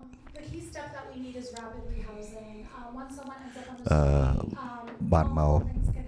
រស់នៅនេះពីព្រោះគេយល់ឃើញថាមានទីលំនៅសម្រាប់ពួកគេ We also need social services, not just police, picking people up. We need social services that actually follow. ខ្ញុំគិតឃើញថាយើងត្រូវការគេថាសេវាកម្មសង្គមឲ្យបានច្រើនជាងមុន We need to have long-term planning for all of this to actually happen and not just talk about it a million times at a city council meeting. Thank you. ហ្នឹងគឺថាឲ្យបានត្រឹមត្រូវស្រួលបួលសម្រាប់ប្រជាពលរដ្ឋនេះផ្ទាល់តែម្ដង It's a pretty big question. I mean, I would first want to spend my time sort of rejecting what the city council has been doing over the last couple of years when talking about our relationship with our our homeless community members. I mean, these are អត់នៅក្នុងនេះគឺថាចង់ជម្រាបថាចំពោះទីលំនៅរបស់យើងនឹងផ្ទាល់តែម្ដងគឺប្រជាពលរដ្ឋទាំងអស់ហ្នឹងគឺថាត្រូវការជំនួយត្រូវការការគាំពៀជាពិសេសគឺតកតងនៅក្នុងការរស់នៅរបស់ខ្លួនទីលំនៅឲ្យបានត្រឹមត្រូវសមរម្យនឹងផ្ទាល់តែម្ដងហើយយើងឃើញថានៅក្នុងសហគមន៍របស់យើងផ្ទាល់តែម្ដងគឺខ្ញុំអាចនឹងគឺថាបង្កើតនៅអ្វីៗឲ្យបានគេហៅថាត្រឹមត្រូវសមរម្យជួបនោះទេប៉ុន្តែគឺថាសំខាន់ជាងគេចំពោះអ្នកដែលតែងច្បាប់តែកំបានគឺត្រូវមានការចាប់អារម្មណ៍ហើយនឹងសង្កត់ខ្លាំងផ្ចង់នៅការគូររបស់ខ្លួនចំពោះសេចក្តីត្រូវការរបស់ប្រជាពលរដ្ឋជាពិសេសតកតទៅក្នុងលំនៅឋាន in our community and in communities around because it's one thing to get someone in a shelter bed to get them off the street but if you don't have that next step that they can take that shelter bed doesn't become available for the next person who needs it នៅក្នុងនេះគឺចំពោះជនដែលអត់មានទីលំនៅមានគឺជ្រោកហ្នឹងគឺថាចំពោះគេហៅថាសិង្ហបុរី homeless shelter ហ្នឹងគឺថាវាមានត្រូវមានជាចាំបាច់ពីព្រោះយើងម្នាក់ហ្នឹងគឺយើងឃើញថានៅពេលដែលគ្នាពុំមានលទ្ធភាពនឹងគឺថាការរស់នៅរបស់ខ្លួនពុំមានផ្ទះសម្បែងត្រឹមត្រូវទាំងអស់ហ្នឹងគឺត្រូវការជាបណ្ដោះអាសន្ននៅក្នុងការរស់នៅសម្រាប់ពួក homeless ផ្ទាល់តែម្ដង whether it's accessing services or even just simple things like that to give people an opportunity to grow. and then we just need more permanent supportive housing everywhere. ហើយនៅក្នុងនេះគឺយើងត្រូវមានការបន្តទៀតនៅក្នុងការរៀបចំនៅគម្រោងកសាងទីលំនៅបន្ថែម This is an issue I've been researching for the last 5 years. It's complex and it's not unique to Lowell. There is a lot we can learn from experts nationwide, and I've gone to a number of conferences, but I'm also learning from our service providers on the ground and meeting with them. ចំពោះខ្លួនខ្ញុំផ្ទាល់ខ្ញុំបានធ្វើការស្រាវជ្រាវអស់រយៈពេល5ឆ្នាំជាពិសេសគឺនៅក្នុងទីក្រុងឡូនឹងផ្ទាល់តែម្ដង Obviously there is an intersection but not a complete overlap between homelessness and mental health and substance use disorders. គឺថាឃើញថាវាមានសេចក្តីត្រូវការច្រើនជាពិសេសគឺពួកអ្នកដែលមានបញ្ហាខាងផ្នែកសុខភាពផ្លូវចិត្តក៏ដូចជាអ្នកដែលខ្វះទីជម្រកនៅគេហៅ homeless ហ្នឹងហើយក៏ដូចជាអ្នកដែលជនសាមញ្ញធម្មតាប្រជាពលរដ្ឋធម្មតាហ្នឹងគឺថាវាមានការចាំបាច់នៅក្នុងការរស់នៅក្នុងសង្គមគឺត្រូវមានផ្ទះសម្បែងដែលយើងអាចនឹងដោះស្រាយនឹងទិញដូរបាននៅក្នុងពេលនេះ I have a 24-year-old nephew. He's an addict, and he's unhoused, but he does have a house. So we're not trying to treat symptoms, but not the disease, and we've been doing that. This is one of the reasons why I need a sustainable clinician, mental health clinician, right in the city hall. It shouldn't be 1 year, it shouldn't be 2 years, it should be right there all the time. នៅក្នុងនេះគឺសំខាន់ជាងគេបំផុតនឹងគឺខ្ញុំឃើញថាចំពោះក្រុមគ្រួសារខ្ញុំមានម្នាក់ដែលមានបញ្ហាខាងផ្នែកគឺថាគ្រឿងញៀនហើយជាពិសេសគឺនៅក្នុងទីក្រុងឡូនឹងផ្ទាល់តែម្ដងគឺថាត្រូវឲ្យមាន clinic សម្រាប់ធ្វើការដោះស្រាយចំពោះអ្នកដែលមានបញ្ហាខាងផ្នែកគ្រឿងញៀននោះ So we need to really look into this and give a sustainable site. ហើយជាពិសេសគឺថាចង់ឲ្យមានសេវាកម្មដែលធ្វើការដោះស្រាយនៅក្នុងទីក្រុងឡូផ្ទាល់ជាពិសេសអ្នកដែលមានបញ្ហាខាងផ្នែកគ្រឿងញៀន Police officer to go get them. It's not good. ហើយជាពិសេសគឺថាយើងមិនដោះស្រាយគាត់ថាហៅប៉ូលីសឲ្យមកចាប់ចោលឬក៏មកឃាត់ខ្លួនចំពោះអ្នកដែលមានបញ្ហាខាងផ្នែកគ្រឿងញៀននោះទេ is to make sure that the city's inspectional services is paying as much attention to the conditions in section 8 housing and also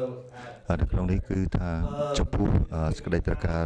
របៀបទីជម្រកជា shelter ក៏ដោយជាទីលំនៅយើងផ្ទាល់តែធម្មតាហ្នឹងក៏ដោយគឺថាត្រូវសំខាន់ជាងគេត្រូវមានការបង្កើតឲ្យបានច្រើនជាងមុននៅជាពិសេសគឺទីលំនៅដែលយើងឲ្យពួកនឹងរស់នៅគឺថាឲ្យមានផាសុកភាពត្រឹមត្រូវគឺមានថាមិនគាត់ថាមានផ្ទះមានអីធម្មតាហ្នឹងគឺ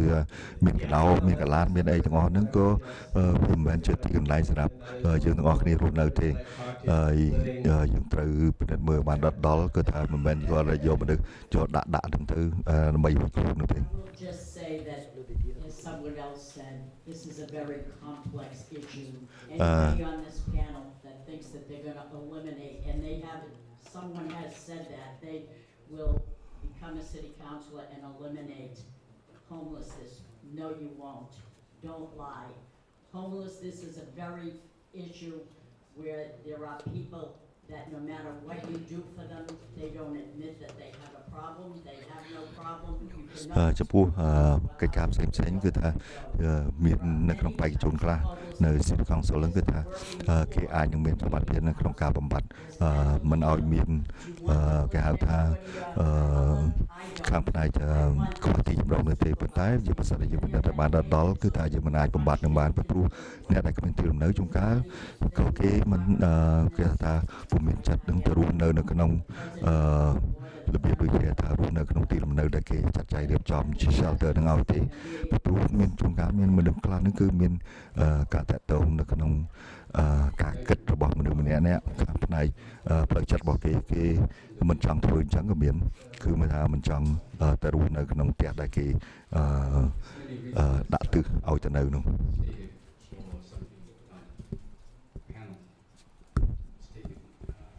involve a lot of things. Affordable housing is one of them. You have individuals and families who cannot afford housing. The city and the state has allocated allocate a lot of money.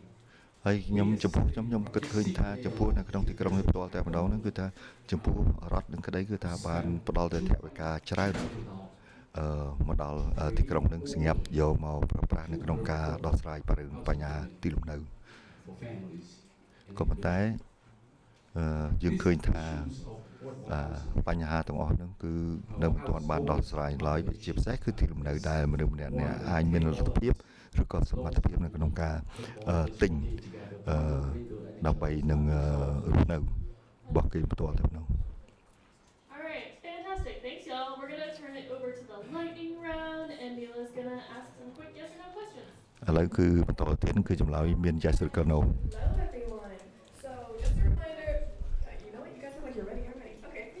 So, as a អានេះជាសំណួរឆ្លើយ reminder, គាត់នៅលើកផ្លាកបង្ហាញ yes ឬក៏ no So, first question. សំណួរទី Council votes and meeting documents be published online within 48 hours. 1 តើចំពោះនៅអ្វីៗដែលយើងបោះឆ្នោតហ្នឹងគឺត្រូវ Second question. Would you support ក្នុង requiring រយៈពេល48ម៉ោងដើម្បីឲ្យដឹងថានរណាបោះឆ្នោតទៅខាងណា languages? តើត្រូវមានការបកប្រែភាសាទៅគ្រប់ប្រជាពលរដ្ឋនៅទេ Providing live translation on request for city council and school committee meetings. នៅពេលមានការប្រជុំទាំងបានត្រូវមានការបកប្រែផ្ទាល់ គ្រប់ភាសាបានទេ Public listening sessions per year in their district. ហើយយ៉ាងហោចណាស់គឺថាចំពោះសមាជិកទីប្រឹក្សាក្រុមគឺត្រូវជួបជាមួយនឹងអ្នករស់នៅក្នុងសង្កាត់របស់ខ្លួនយ៉ាងហោចណាស់ម្ដងមួយឆ្នាំ Accessory dwelling units, ADUs, in more neighborhoods.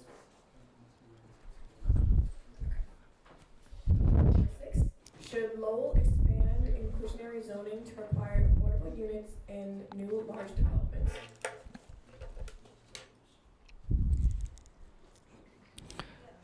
Should Lowell be And I will say the devil is in the details, so. សំណួរនេះគឺតើទីក្រុងឡូនឹងគួរតែឲ្យមានគេហៅថាច្បាប់សញ្ញាប់សូននឹងគឺ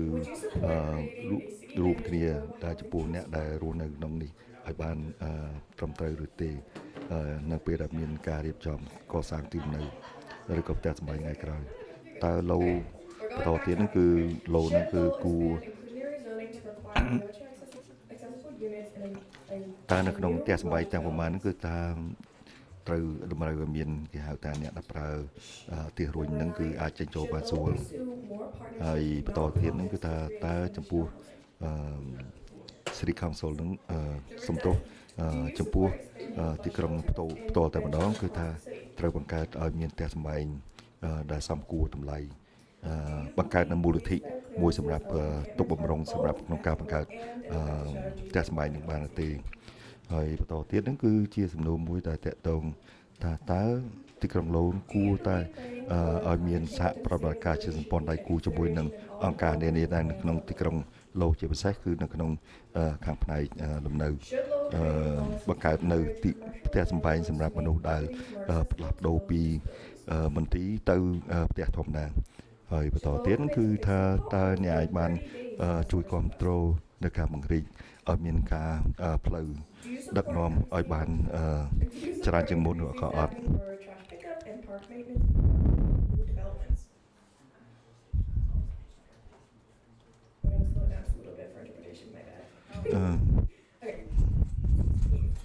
Should the city prioritize tree planting and green space investment in all neighborhoods? ហើយបន្តទៀតហ្នឹងគឺថាតើយើងមានជំនឿថា Do you support participatory budgeting which allows residents to vote directly on specific city? ប៉ូលីសនឹងក៏ត្រូវឲ្យមានដឹងឲ្យបានចេះច្បាប់ខ្លះទៅតាក់ទងខាងផ្នែក Should Lowell build គេហៅថាខាងផ្នែកសិលធម៌ហើយនឹងឲ្យមានការមានប្រសិទ្ធភាពនៅក្នុងការរៀបចំកិច្ចការផ្សេងៗសម្រាប់ដែលតាក់ទងនៅក្នុងសុខភាពសាធារណៈហើយនិងសុវត្ថិភាពប្រទេស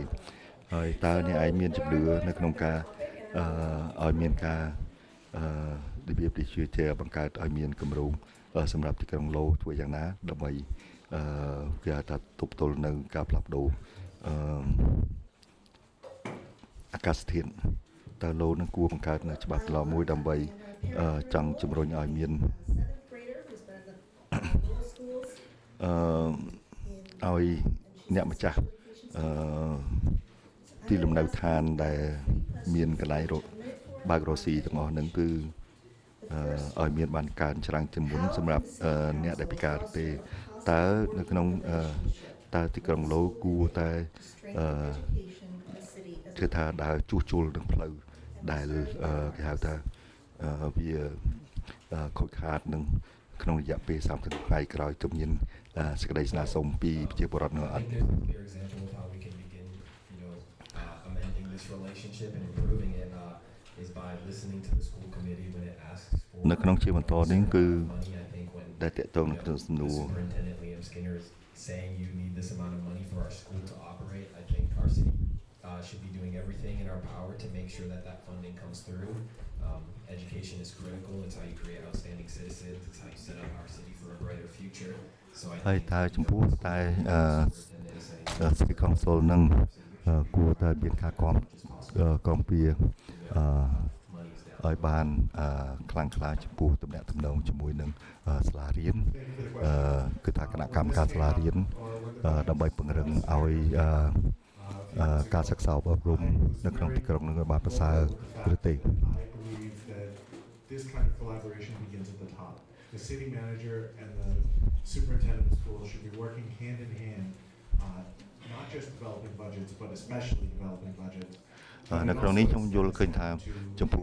គណៈកម្មការសាលារៀនព្រមទាំង City Manager នឹងគឺត្រូវធ្វើកិច្ចការសហការរួមជាមួយគ្នាជាពិសេសនៅក្នុងការបង្កើតនៅក្នុងគម្រោងចែកថវិកាទាំងអស់នឹងគឺឲ្យបានសមរម្យសម្រាប់សេចក្តីត្រូវការរបស់អ្នកស្រុកនៅក្នុងនេះ does serve as chair of the school committee. So I think it's important that we select a mayor who's interested in working with the school committee and not against it. I'm not saying ជាពិសេសគឺចំពោះមេជាប្រធានសាលាក្រុងគឺអភិបាលក្រុងទាំងម្ដងគឺថាត្រូវធ្វើការយ៉ាងជិតស្និទ្ធជាមួយនឹងគណៈកម្មការសាលារៀន I think having a strong relationship between city councilors and school committee members, between the administration on each side is key. នៅក្នុងកន្លឹះនៅក្នុងការធ្វើការគេថាដែលមានការតាក់ទងគ្នាយ៉ាងជិតស្និទ្ធរវាងគណៈកម្មការសាលារៀនចំពោះសាលារៀនក៏ដូចជានៅក្នុងទីប្រឹក្សាក្រុងគឺវាចាំបាច់ដើម្បីឲ្យកិច្ចការទាំងអស់នឹងគឺបានប្រសើរជាងមុន to understand better what's going on at the school system, but it's really comes down to we talk about a positive working relationship. ហើយនៅក្នុងនេះគឺចំពោះការរស់នៅទាំងអត់សំទុះចំពោះការងារទាំងបានរវាងសាលារៀននិងទីប្រឹក្សាក្រុងគឺវាចាំបាច់បំផុតនៅក្នុងការជំរុញធ្វើឲ្យមានការជឿនលឿននៅក្នុងការងារផងទាំងពួងដើម្បីបម្រើសេចក្តីការរបស់ប្រជាពលរដ្ឋ so having that relationship and then building on ចំពោះការដែលមានការទំនាក់ទំនងគ្នាល្អអានឹងគឺយើងអាចនឹងកសាងនៅអ្វីៗដែលសំខាន់សម្រាប់ផលប្រយោជន៍របស់ប្រជាពលរដ្ឋ because I know that school committee members going around the city and trying to get votes and stuff like that, and so do we. But at the same time, it's almost like every time there's a budget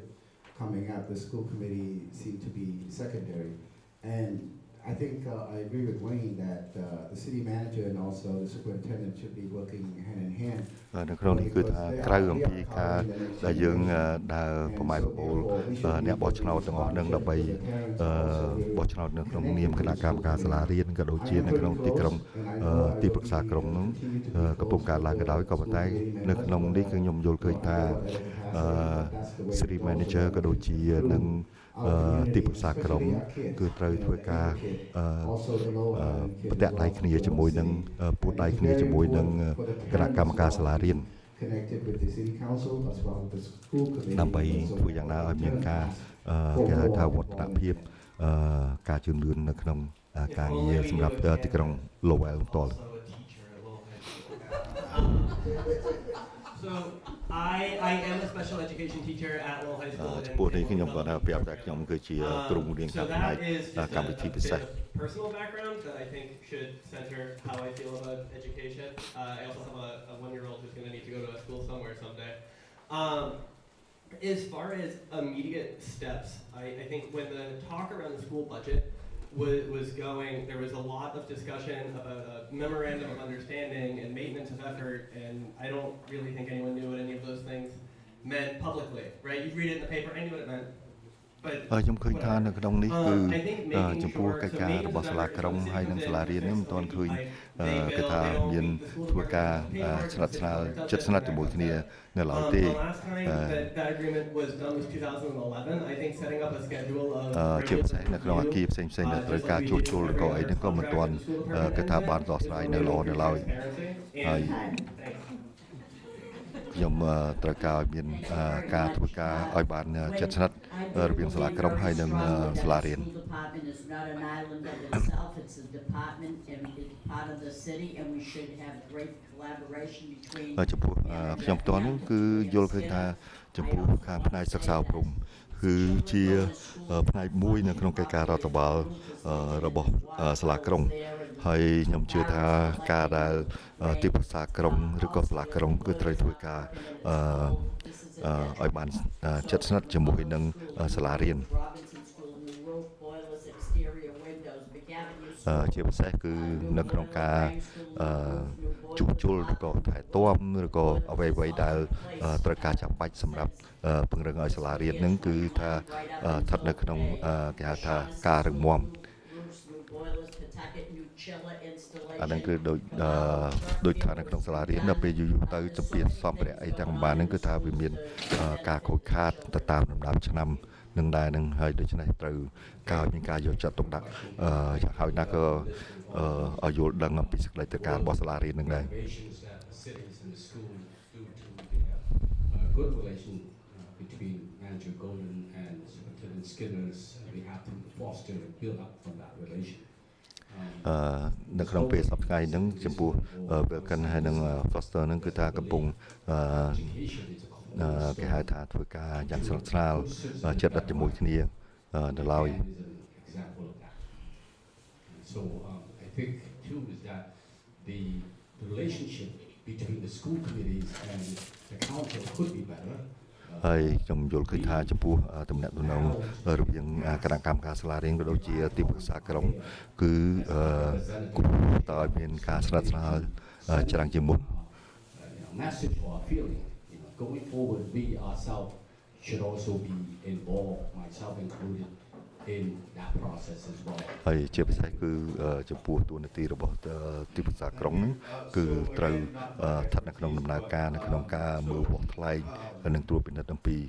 សេចក្តីត្រូវការរបស់សាលារៀនហ្នឹងដែរ We can strengthen the relationship by funding the schools properly. It's pretty simple. I think people would be happy with that. Excuse me if I have the details incorrect. I believe it's pretty close, but over the past 10 years or so, I believe they've cut about $24 million from the school.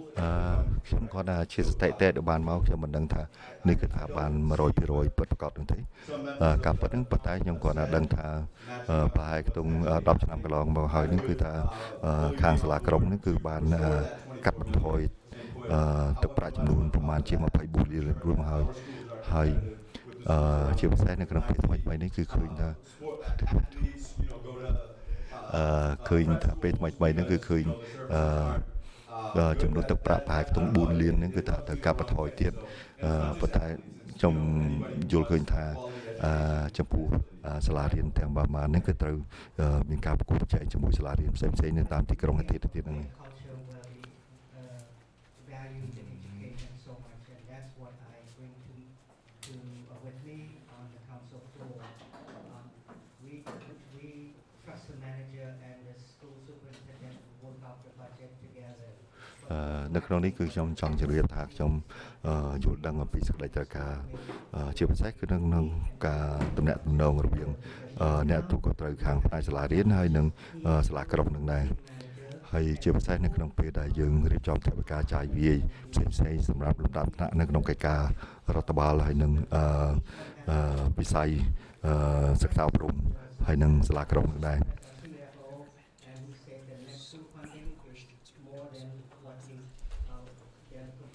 ហើយ I would love to increase the chapter 70 funding to the level that right now is 104, but I'd like to increase, as Sean was saying, and then contract. នេះគឺខ្ញុំចង់ឲ្យមានការបង្កើនថវិកាបន្ថែមនៅក្នុងផ្នែកសិក្សាធិការ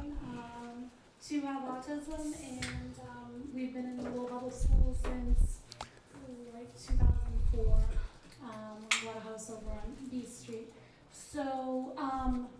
we're talking about the relationship with the school committee to strengthen education in the city as a whole with the city council. So the city council, the city is responsible for our buildings. Our therapeutic schools, sorry for translation, but I have a lot. នៅក្នុងនេះគឺ Our therapeutic ចង់បញ្ជាក់មួយចុងក្រោយគឺ are in shambles. I just took គឺ pictures. ថាចំពោះសាលារៀននឹងមិនទាន់បានទទួលរបៀបគេថាការគិតគូរឲ្យបានត្រឹមត្រូវនោះទេព្រោះនឹងកន្លែងខ្លះគឺត្រូវខូចខាតត្រូវមានការជួសជុលឬក៏បន្ថែមទៅទៀតច្រើនហើយកន្លងរួចមកហើយនេះគឺឃើញថាចំពោះថវិកាដែលបានផ្ដល់ចំពោះសាលារៀននេះគឺថាស្ថិតនៅក្នុងកម្រិតទៅឡើយហើយឧទាហរណ៍ដូចជាកន្លែងក្មេងលេងជាដើមនៅក្នុងសាលារៀននេះគឺឃើញថាមានការខូចខាតជាច្រើន It hasn't been functioning for I don't know how long, and we need equity throughout the city for schools. Thank you. នៅក្នុងនេះដូចឧទាហរណ៍ដូចជាសាលា Butler School សាលា Butler នឹងជាដើមហ្នឹងគឺថាឃើញមានទីកន្លែងរបៀបថាក្មេងលេងក៏អីហ្នឹងវាត្រូវខ្ទេចខ្ទីច្រើនហើយមិនទាន់មានណាជួសជុលឡើយទេ The current federal administration has made a priority of dismantling long-standing educational protections for immigrant កន្លងរួចមកហើយនេះគឺខាង Federal agency មានថាអង្គការខាងផ្នែក Federal និងខាងផ្នែកសហព័ន្ធហ្នឹងគឺឃើញថាមានការដាក់សម្ពាធខ្លាំងឬក៏កាត់បន្ថយនៅជំនួយផ្ដល់ថវិកាមកដល់រដ្ឋនានាជាពិសេសខាងផ្នែកទៅលើខាងផ្នែកសិក្សាអប់រំហើយតើចំពោះក្នុងទួនាទីរបស់ភាសាក្រុងហ្នឹងគឺត្រូវមានវិធានការណាមួយដើម្បីការពារជាពិសេសគឺសម្រាប់ជនតវេជាសិស្សអីទាំងបានហ្នឹងគឺត្រូវបានទទួលការសិក្សាអប់រំនឹងឲ្យបានត្រឹមត្រូវ messages to the city administration, messages to the community can reaffirm this and our protection of everybody in the city. ចំពោះកិច្ចការផ្សេងៗដែលខ្ញុំគិតមើលទៅថា force you know doesn't interact closely with ICE except for true criminal situations, but you know beyond that I'm not sure exactly what kind of specific ideas there are to you know on the ground to protect folks, and actually this is នៅក្នុងនេះគឺសំខាន់ជាងគេចង់បញ្ជាក់ព្រមថាតើវាមានកិច្ចការផ្សេងៗទៀតខាងសាលាក្រុងគូធ្វើជាពិសេសគឺយើងត្រូវគិតគូរដោះស្រាយអំពីបញ្ហាសិក្សាអប់រំយ៉ាងទីខ្ញុំយល់ឃើញថាចំពោះការដែលគេហៅថាការអត់ធ្មត់ហើយនឹងការមេត្តាធម៌ក៏អីហ្នឹងគឺយើងមិនអាចប្រើតែពាក្យគេថាធម្មតានោះទេ and I've shown that way. They're not saying it, we're doing it right now. So right Nancy? yes. So yes, we are doing it, and you know we're supporting, and this is through my learning, through my experience from 25 years working as a healthcare provider. We treat everybody, you know. សំខាន់ជាងគេបំផុតគឺថាយើងត្រូវយើងឃើញថាជាពិសេសនៅក្នុងការបត់ពិសោធន៍របស់យើងប្រហែលជា20ឆ្នាំកន្លងរួចមកហើយការផ្នែកសុខាភិបាលយើងឃើញថាអ្វីៗទាំងអស់គឺយើងត្រូវគិតគូរហើយនឹងមានការគោរពឲ្យបានសមរម្យចំពោះមហាជនទូទៅទាំងប្រមាណឲ្យបានស្មើៗគ្នា ICE presence តាមការគោរព to Lowell High School. So I have students coming in to my class. I have students going into my wife's class. There are kids in the hallways and kids on the tennis team, and who are walking down streets like on Bridge Street by the CVS, just past the CVS, that has had ICE at it seemingly multiple days a week for months now. កន្លងរួចមកហើយនេះខ្ញុំក៏នៅប្រាប់ថានៅក្នុងខាងផ្នែកសាលារៀនរបស់ខ្ញុំផ្ទាល់កន្លែងសាលាដែលប្រពន្ធខ្ញុំបង្រៀននេះគឺគេថាគាត់ថាដើរនៅតាមថ្នល់ទាំងប្រហែលហ្នឹងគឺយើងតែងជួបប្រទះនឹងពួកអង្គការមួយរបស់រដ្ឋាភិបាលគេថាពួក ICE ហ្នឹងគឺតែងតែមានវត្តមាននៅគ្រប់កន្លែងទាំងអស់ហើយនៅក្នុងនេះគឺឃើញថាវាមានមើលទៅឃើញថាតើយើងគួរគិតមើលថាទួលនីតិរបស់ទីប្រឹក្សាក្រុងតើមានអ្វីដែលយើងអាចត្រូវរួមចំណែកនៅក្នុងការជួយការពារទៅដល់ជនតោកវេទទាំងអស់នោះ And the city manager appointed Belle Dominguez. She's our DEI officer, diversity, equity, and inclusion. She does a tremendous job, and I'm sure if anybody had a problem with a discriminated issue or whatever, to contact her, she would be on it like white. គឺថានៅក្នុងទីក្រុងលវ៉ាលនឹងមានអង្គការមួយដែលបើសិនជាមានការតាក់ទងនៅក្នុងការរប្រកាន់ពុទ្ធសាសនាឬក៏ការដែលមិនមើលងាយឬក៏អ្វីៗដែលតាក់ទងនៅក្នុងភាពហិង្សាផ្សេងៗចំពោះជនភាគតិចទាំងអស់ហ្នឹងគឺមានក្រសួងរបស់គេនៅក្នុងទីក្រុងលវ៉ាល់ហ្នឹងគឺជាអ្នកទទួលខុសត្រូវហើយនឹងស្វែងរកដំណោះស្រាយផ្ទាល់តែម្ដងហើយនៅក្នុងខាង City Council គឺបានគម្រោងមានថវិកាសម្រាប់បង្កើតនៅខាងផ្នែកកិច្ចការរដ្ឋបាល DEI នឹងផ្ទាល់តែម្ដងដូច្នេះសូមធ្វើការតាក់ទងជាមួយអ្នកទទួលខុសត្រូវនោះ Should city council role be in protecting the right of student and resident? I believe that the school administration has a policy not allowing ICE in the building.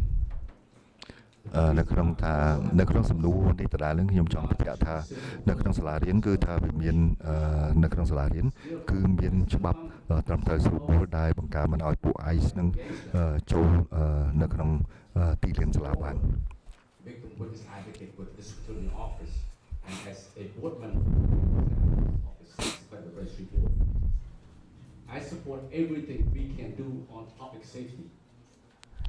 But what we have seen from ICE and from the administration, the Trump administration, is not about public safety. ចំពោះការខ្ញុំយល់ឃើញថាចំពោះខាងផ្នែកកិច្ចការរបស់រដ្ឋបាលរបស់ត្រង់នឹងតែម្ដងគឺថាអត់មាននិយាយពីរឿងថាអ្វីៗដែលគេធ្វើឡើងដើម្បីនឹងការពារទៅដល់ប្រជាពលរដ្ឋទូទៅជាពិសេសពួកជួយអន្តោប្រវេសន៍នឹងផ្ទាល់តែម្ដងនោះទេហើយឬក៏ដោយសារពីរឿងមូលហេតុនៃសុវត្ថិភាពនៅក្នុងប្រទេសនោះទេ Antics are completely out of control.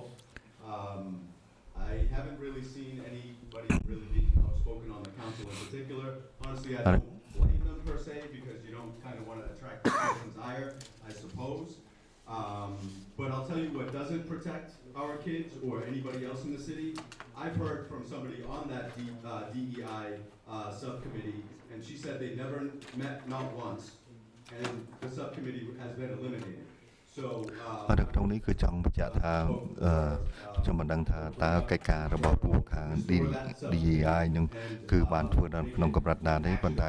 ឃើញថានៅក្នុងការប្រជុំនៅក្នុងសាលាក្រុងទាំងបាននឹងគឺមិនទាន់មានណាមួយហ៊ានចេញមុខនិយាយឬក៏ធ្វើការអះអាងឲ្យបានច្រើនដែលតាក់ទងនៅក្នុងបញ្ហាពីរឿងការការពារដល់ជនអន្តោប្រវេសន៍ដែលរស់នៅក្នុងទីក្រុងនោះទេគឺថាជាកូនសិស្សពិការឬក៏ជាពួកខាងប្រភេទទី3គឺពួកផ្ទុយនឹងទេគឺថានៅឡើយទេ So for us as a counselor, what we can do, we can ensure that our transgender student and individual ចំពោះទូនាទីនៅក្នុងជាទីប្រឹក្សាក្រុងគឺថាយើងត្រូវធ្វើកិច្ចការយ៉ាងណាដើម្បីនឹងគ្រប់គ្រងទៅដល់សិស្សដែលជាជនតោប្រវេសន៍ជាសិស្សដែលជាប្រភេទទី3ឬក៏សិស្សដែលពិការនោះគឺថាយើងត្រូវប្រឹងប្រែងដោយអស់ពីសមត្ថភាពនៅក្នុងការដោះស្រាយពីរឿងបញ្ហាទាំងអស់នៅក្នុងទីក្រុងឡូន The student multicultural education is honored in our city and in our public school.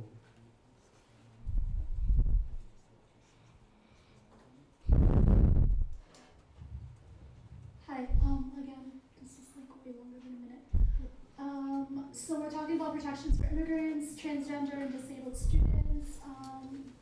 So let's just focus on that because this is a huge នៅ question. ក្នុង So our សំណួរ breakdowns ដដែល are not all equal. ខ្ញុំឃើញ My ថា son currently attends Mori School. ខ្ញុំឲ្យទីហោមួយថាកូនខ្ញុំឈ្មោះអារីហ្នឹង Just spent $1,000 to re-hot top it, and it's not accessible. They have គឺថា handicapped ជា students. ជនពិការម្នាក់ $5,000 ហើយចំពោះ យល់ឃើញថា $1,000 ឬក៏ $5,000 interpretation. So សម្រាប់ជំនួយកិច្ចការការផ្នែកបកប្រែឬក៏ $1,000 សម្រាប់កិច្ចការផ្សេងទៀតដែលតកតងក្នុងកិច្ចការនេះគឺថាលុយទាំងអស់គឺត្រូវប្រើប្រាស់អស់ទៅហើយ we could do that all. ហើយនៅក្នុងនេះគឺឃើញថា I don't care who you are, what color, what gender. We have inclusive bathrooms for all, and which would include handicap, unisex bathrooms. That's 10. And it's a done deal. ហើយនៅក្នុងនេះគឺថាចំពោះការដោះស្រាយនេះគឺវាទៅមានគ្រប់ផ្នែកឬក៏គ្រប់ទីកន្លែងតាំងពីរឿងប្រគុណតាំងពីរឿងជនពិការតាំងពីអ្វីៗទាំងអស់ដែលកំពុងទទួលការសិក្សានេះគឺថាត្រូវស្វែងរកនៅសេវាកម្មឲ្យគ្នានឹងក៏បានត្រឹមត្រូវឲ្យបានគ្រប់គ្រាន់ Police department for the last couple of years has over 20 vacant positions. I think we should actually, put those to areas like maybe more lawyers to fight against any incursion on our rights on any of our community members. And I think as we talked about ICE in our city, I think, as the son of two immigrant parents,នៅក្នុងជួរខាងផ្នែកនគរបាលក្តីហើយទាំងប្រមាណនេះគឺថាវាមានមិនទាន់បានចំនួនគ្រប់គ្រាន់សម្រាប់ជួយមើលការពារពីរឿងសុវត្ថិភាពហើយនឹងរក្សាសន្តិសុខនៅក្នុងទីក្រុងនៅឡើយទេហើយជាពិសេសក្នុងពេលបច្ចុប្បន្ននៅមានពួក ICE នឹងគឺបានមានវត្តមាននៅក្នុងទីក្រុងនេះគឺឃើញថាមានកិច្ចការច្រើនដែលយើងគួរពិនិត្យឲ្យបានត្រឹមត្រូវ Thank you. I agree that this is not a minute answer, but I'll do what I can. So I think it's important to note that the City Council can adopt policies for the city administration in how we work with organizations. As Councilor Nguyen mentioned, the school district has a policy on the books about inclusiveness and what they will do. នៅក្នុងកិច្ចការសំខាន់មួយគឺថាចំពោះខាងទីក្រុងនេះគឺត្រូវមានការទទួលខុសត្រូវដោយបង្កើតនៅច្បាប់ណាមួយដែលត្រូវធ្វើការជាមួយនឹងអង្គការផ្សេងៗនានាដែលតកតងនៅក្នុងសេវាកម្មឬក៏តកតងនៅក្នុងការងារដើម្បីបច្ចាភិបជាបរិបទនៅគ្រប់បែបសន្តានទាំងអស់គឺខាងតោវិខាងផ្នែក where ICE came in and was knocking on doors. When that came up in this very room,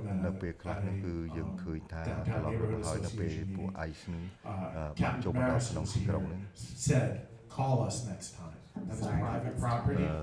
If they need to be removed, the LPD will do that. So keep in mind that's an ally for this whole community. ចំពោះសមាជិកនានានៅក្នុងសហគមន៍នឹងគឺត្រូវតែមានបណ្ដាញគេហៅថាធ្វើកិច្ចការទាំងអស់នឹងរួមគ្នាជាចាំបាច់ As we have seen with most recently with the mold problems at the Pawtucket Hill, school building safety and maintenance is a recurring issue in Lowell. នៅខាងកន្លងរឿងមកហើយគឺថាយើងបានឃើញសាលារៀននៅខាងបដុំ Pawtucket Hill ឃើញថាអាគារទាំងអស់ហ្នឹងគឺ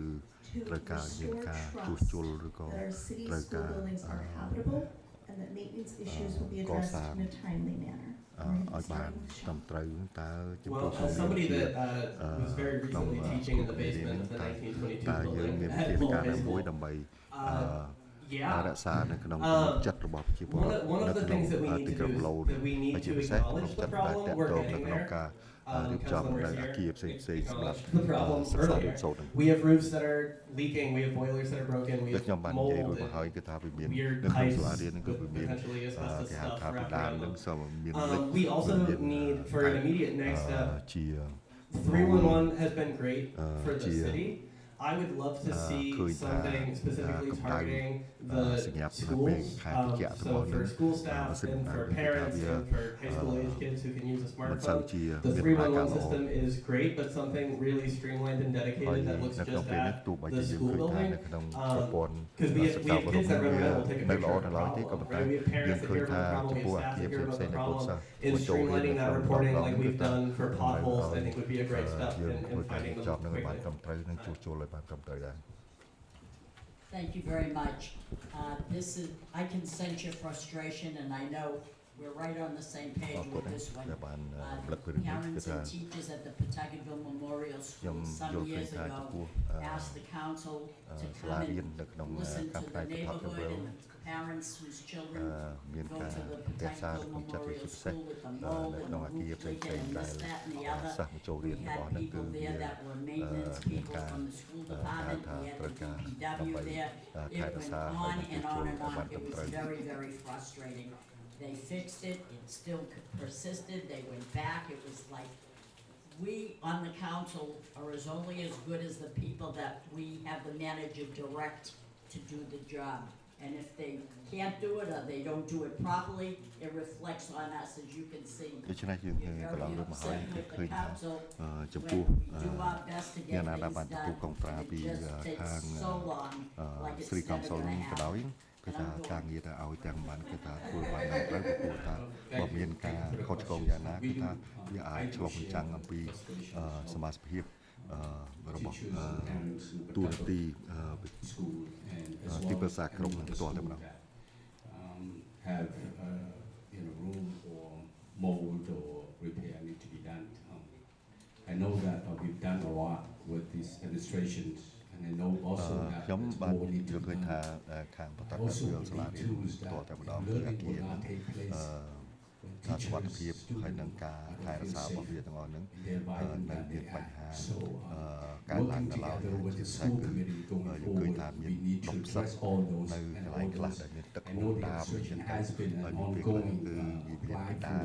ខូចខាតក៏ស្អីចឹងឬក៏អាគារនឹងវាមិនបាននៅរំពឹងល្អនៅក្នុងនេះយើងឃើញថាសាលាក្រុមគឺមានទូនាទី My answer would be, it ជួយ would sort of go back to the school committee ជាពិសេស and គឺ city ត council កតងនៅក្នុង relationships, តកតង and that's restoring the funding ការ that រៀប they've ចំឲ្យបាន taken ត្រឹម away ត្រូវ over នៅ time. ក្នុងសាលារៀនមួយៗនៅ You ក្នុង know, as ទី soon as ក្រុង that state funding kicked in, the city council, they took the opportunity to cut funding along with it. So we need to bring that up to par and not only restore កន្លងទៅ but មកហើយគឺ increase ខ្ញុំ that funding. ឃើញថា Money makes things ចំពោះ happen. We all គ know ម្រោង this ចាយ is វិ our ទ្យា whole ការ lives. សម្រាប់សាលារៀននេះគឺត្រូវ institutionalized. បង្កើតនៅបានច្រើនជាងមុនដើម្បីទប់ទល់នឹងសេចក្តីប្រកាសរបស់សាលារៀនហើយជាពិសេសគឺតំណាក់នៅវិទ្យាសាលាក្រុងហើយនឹងខាងគណៈកម្មការសាលារៀននេះគឺថាត្រូវមានការស្និទ្ធស្នាលច្រើនជាងមុន And the thing is that it takes money to do all of that. So jointly with the school committee and the school department, the city work together at creating a building maintenance joint នៅក្នុងនេះគឺខ្ញុំយល់ឃើញថាការខ្វះខាតខ្លះៗដែលកើតមានឡើងនៅក្នុងសេចក្តីត្រូវការរបស់សាលារៀនជាពិសេសនៅខាងបន្តកើតវិលនឹងតែម្ដងគឺសាលារៀននេះគឺថាវានៅទ្រុឌទ្រោមហើយដូច្នេះគឺថាសូមចូលរួមចំពោះជាមួយខ្ញុំដើម្បីនឹងរៀបចំនៅគម្រោង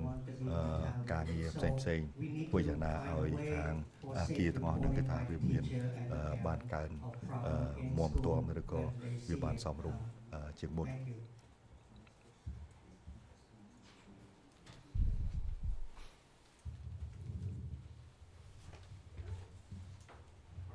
Hi, thank you. So in regards to the school building safety and maintenance, I'm just gonna focus on that once again. So I think you've already heard the Bartlett School elevator, I don't believe it's fixed. That means that 5 classrooms were moved ចំពោះគ្រឿងបញ្ហា around. ដែលតកតងនៅក្នុងសាលារៀនផ្ទាល់តែម្ដងគឺថាកន្លងទៅមកហើយគេឃើញថាចរាយន្តនៅក្នុងសាលារៀនមិនមែនថាមិនចាំបាច់តែនៅក្នុងបតកែវិលនោះទេគឺថាមានសាលារៀនខ្លះនេះគឺថាជួបប្រទះនៅក្នុងបញ្ហាពីរឿងចរាយន្តឬក៏អ្វីៗដែលវាមានការទោសទ្រោមកន្លងទៅមកហើយសម្ភារៈផ្សេងៗដែលស្ថិតនៅក្នុងរង្វង់នឹងតើយើងត្រូវគិតគូរយ៉ាងណាដើម្បីដោះស្រាយឲ្យ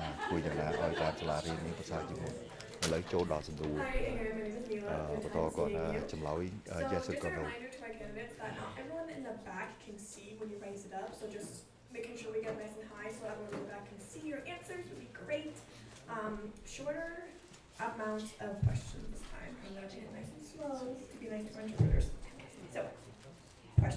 one is,សំណួរទីមួយ should the city council commit to fully funding school buildings, maintenance, and the annual តើ capital there? ខាង City Council ត្រូវរៀបចំគម្រោងថវិកាសម្រាប់ចាយវាយទៅលើខាងផ្នែកសាលារៀននោះទេ If we're in school, we get to our hands nice and high when I get an answer. Number two,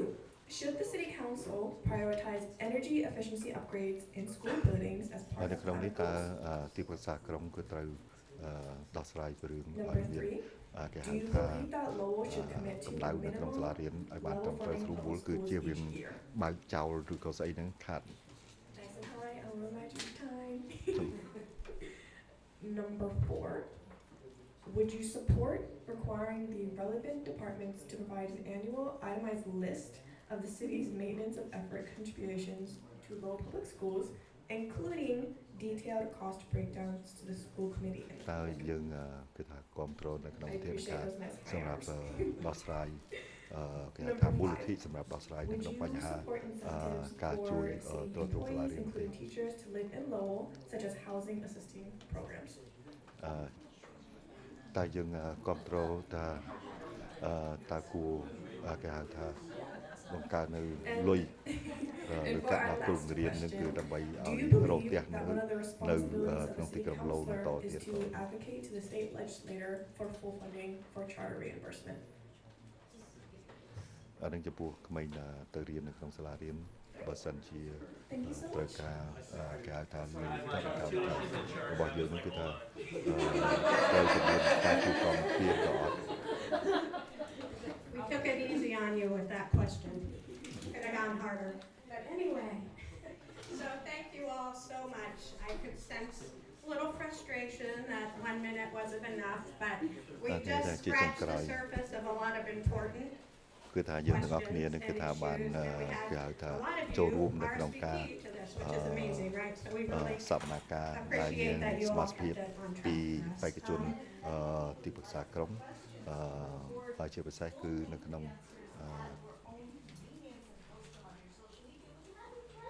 ការប្រជុំរបស់គ្នាយើងនៅក្នុងពេលនេះ So I am here just to thank everybody ហើយខ្ញុំ again. សូមអរគុណទាំងអស់គ្នាដែល So បាន just ចំណាយពេល to វេលា name នៅក្នុងពេលនេះ the different organizations that helped plan this. ខ្ញុំសូមជម្រាបថាវាមានអង្គការផ្សេងៗទៀតដែលបានចូលរួមនៅក្នុងកម្មវិធីជួបប្រជុំបេក្ខជនទីប្រឹក្សាក្រុមនៅក្នុងពេលល្ងាចនេះ Students and families, the Latinx Center for Community Empowerment, គឺ Lowell មាន Alliance. ច្រើនមាន Thank you to Portolina Lowell Telemedia Latin Center for Latin doing such a great Center job helping us with this. មាន low We also 4-5 ទៀត have គឺ Lowell មើលអត់ច្បាស់ឡើយ Massachusetts Education Justice Alliance. There are alliances Massachusetts throughout the state. Justice Alliance And then the Merrimack Valley Project. នៅក្នុងគម្រោ So ង I Merrimack also Valley wanted to acknowledge our planning committee. I was gonna លែង point you ចំ out, ពោះ but I អ្នកដែល can't because there's so គេហៅ many. ថាជួយរៀបចំ Shoot. គម្រោង Hi. Did you all want to do a closing statement? Really? I almost let you off the hook on that one, but I know you have a ឥឡូវ lot គឺ of ជាចុងក្រោយគឺថាយើង she asking me. ចុងក្រោយគេបង្អស់គឺ So ថា anyway, let's មាន back យោបល់ up. បញ្ I've ចប់ already taken care of part of the closing, so we're good. And I think we're gonna go the opposite direction, all right? So again, 1 minute, your ឥឡូវ closing គឺយោបល់ thoughts ចុងក្រោយ for this event. Thank you. My name again is Paul Rataya. ខ្ញុំឈ្មោះរដ្ឋា It យា is my honor to be. ខ្ញុំ It មាន is កិត្តិ my យស honor to be serving the city and នៅក្នុងការ particularly the បម្រើ Acre as a vice mayor and the city council for the ការ last ងារ 4 នៅក្នុង years. I ជាអ want ភិ to បាល thank the រោងនៅក្នុង organizer ទី and ក្រុងឡូ everyone listening tonight. Over the past 4 years, we made a real ហើយក្នុង progress រយៈពេល together in 4 ឆ្នាំកន្លង Lowell. មកហើយ We គឺថាយើង created មាន new ការ affordable housing, repaved រីកចម្រើន streets, ច្រើន sidewalk, នៅក្នុង upgrading of parks, ទីក្រុងឡូ including ពី more common ការជួសជុល in Cambodia ផ្លូវ town, ជាដើម improve infrastructure across this neighborhood. We ហើយនឹង support small businesses, មានការ promote the រៀប economic ចំនៃការការពារ development, ចំពោះអ្នកជិតខាងក៏ដូចជានៅ and ក្នុង clean energy, ខាងផ្នែកសេដ្ឋកិច្ច invested in ខាង education, ផ្នែក quality of life for families and senior and veteran. So I'm ខាងផ្នែកសិក្សាអប់រំ and my wife ហើយ and នឹង I, ជាពិសេស my គឺ family ចំ and ពោះ I អតីតយុទ្ធជនជាដើមចំពោះសេវាកម្មទាំងអស់នេះដែលកើតឡើង to នៅក្នុង continue this ទីក្រុង progress ឡូ together ហើយយើងទាំងអស់គ្នា for នឹងគឺ a ថា more vibrant, នឹង inclusive បន្តការងាររបស់យើងនៅក្នុងសម្រាប់ផលប្រយោជន៍ទីក្រុង Lowell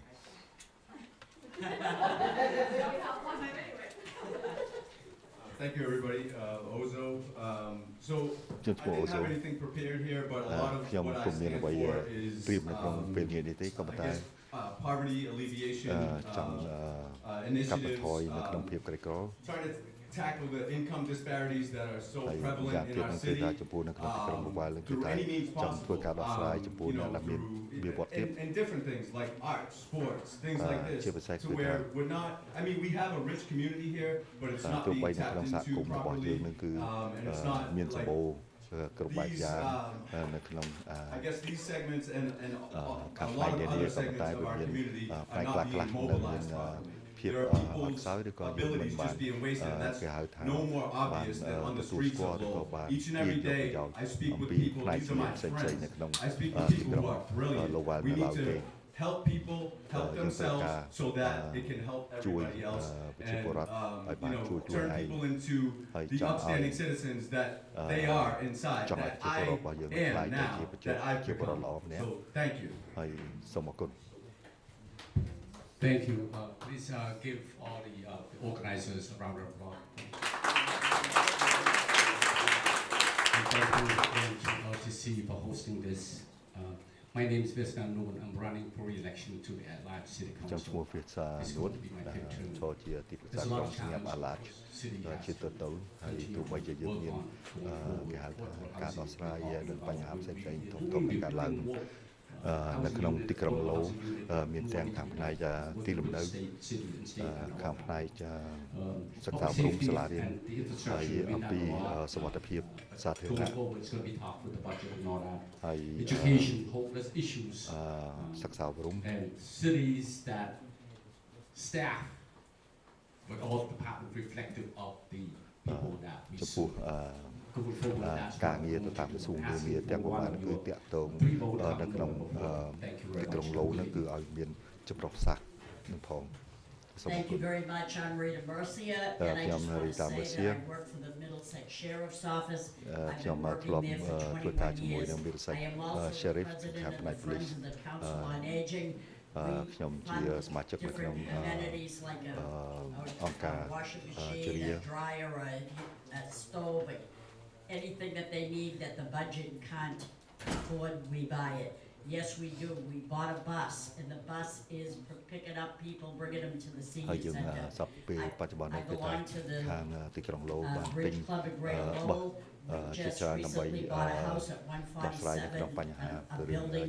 at 147 East Merrimack Street. We're going to house 15 homeless veterans there. We're in the process of buying another facility, the Air House on Pawtucket Street, for 26 veterans. So that'll be 41 veterans that are homeless that will have a place to stay. On November 4th, please consider me. You have the power to...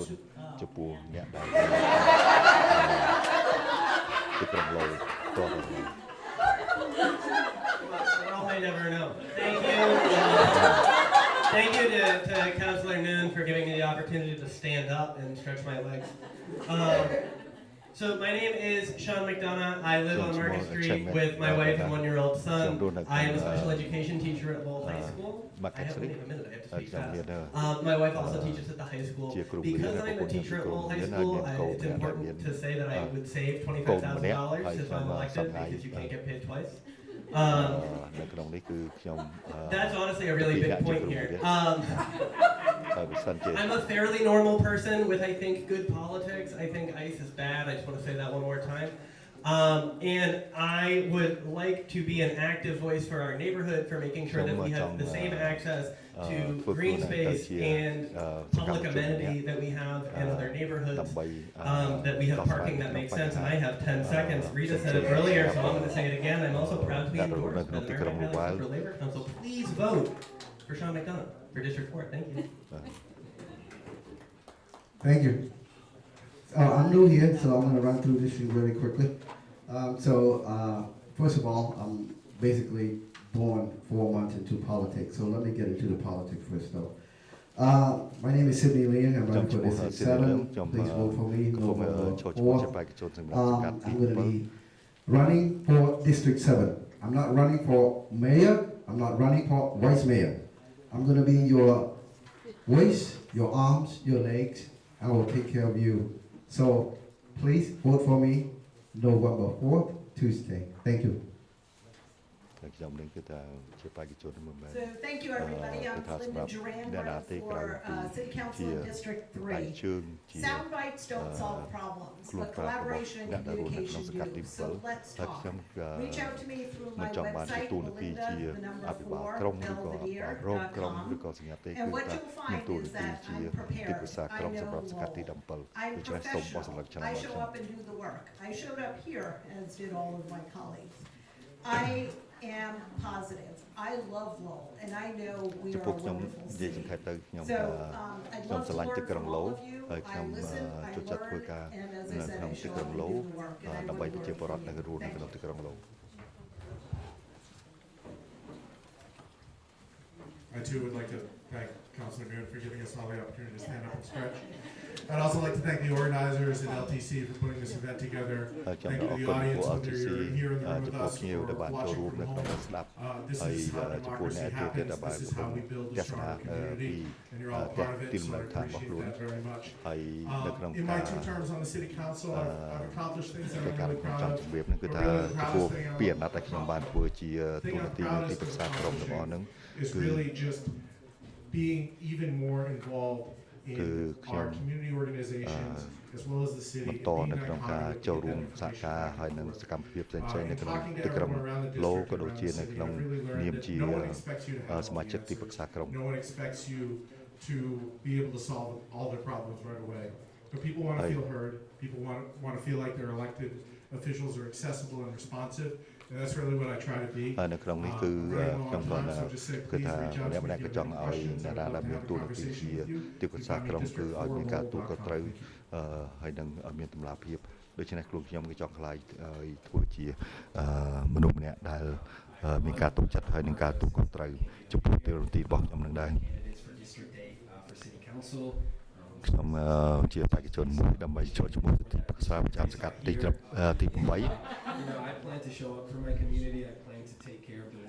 ចំពោះ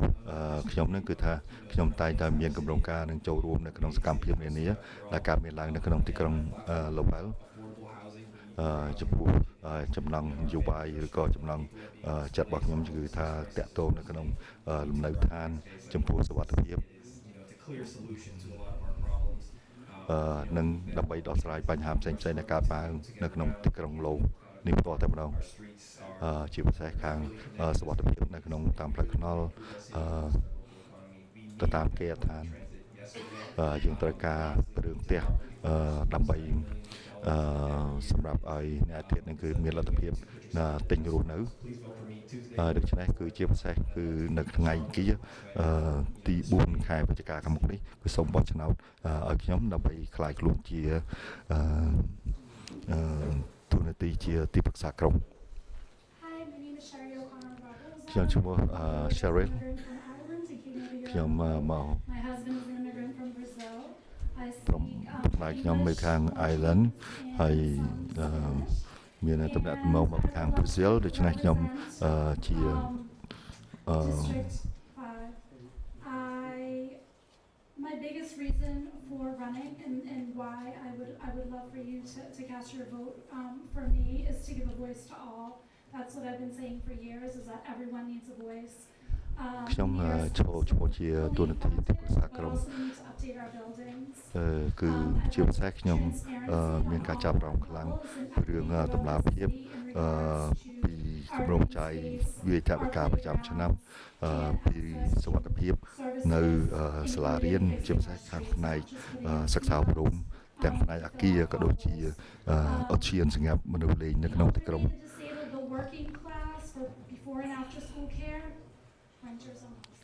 នៅក្នុងនេះគឺតាក់ទងនឹងខាងផ្នែកការជួយគាំពារឬក៏ទ្រទ្រង់ទៅដល់មនុស្សចាស់ជរាហើយនិងមនុស្សពិការជាដើម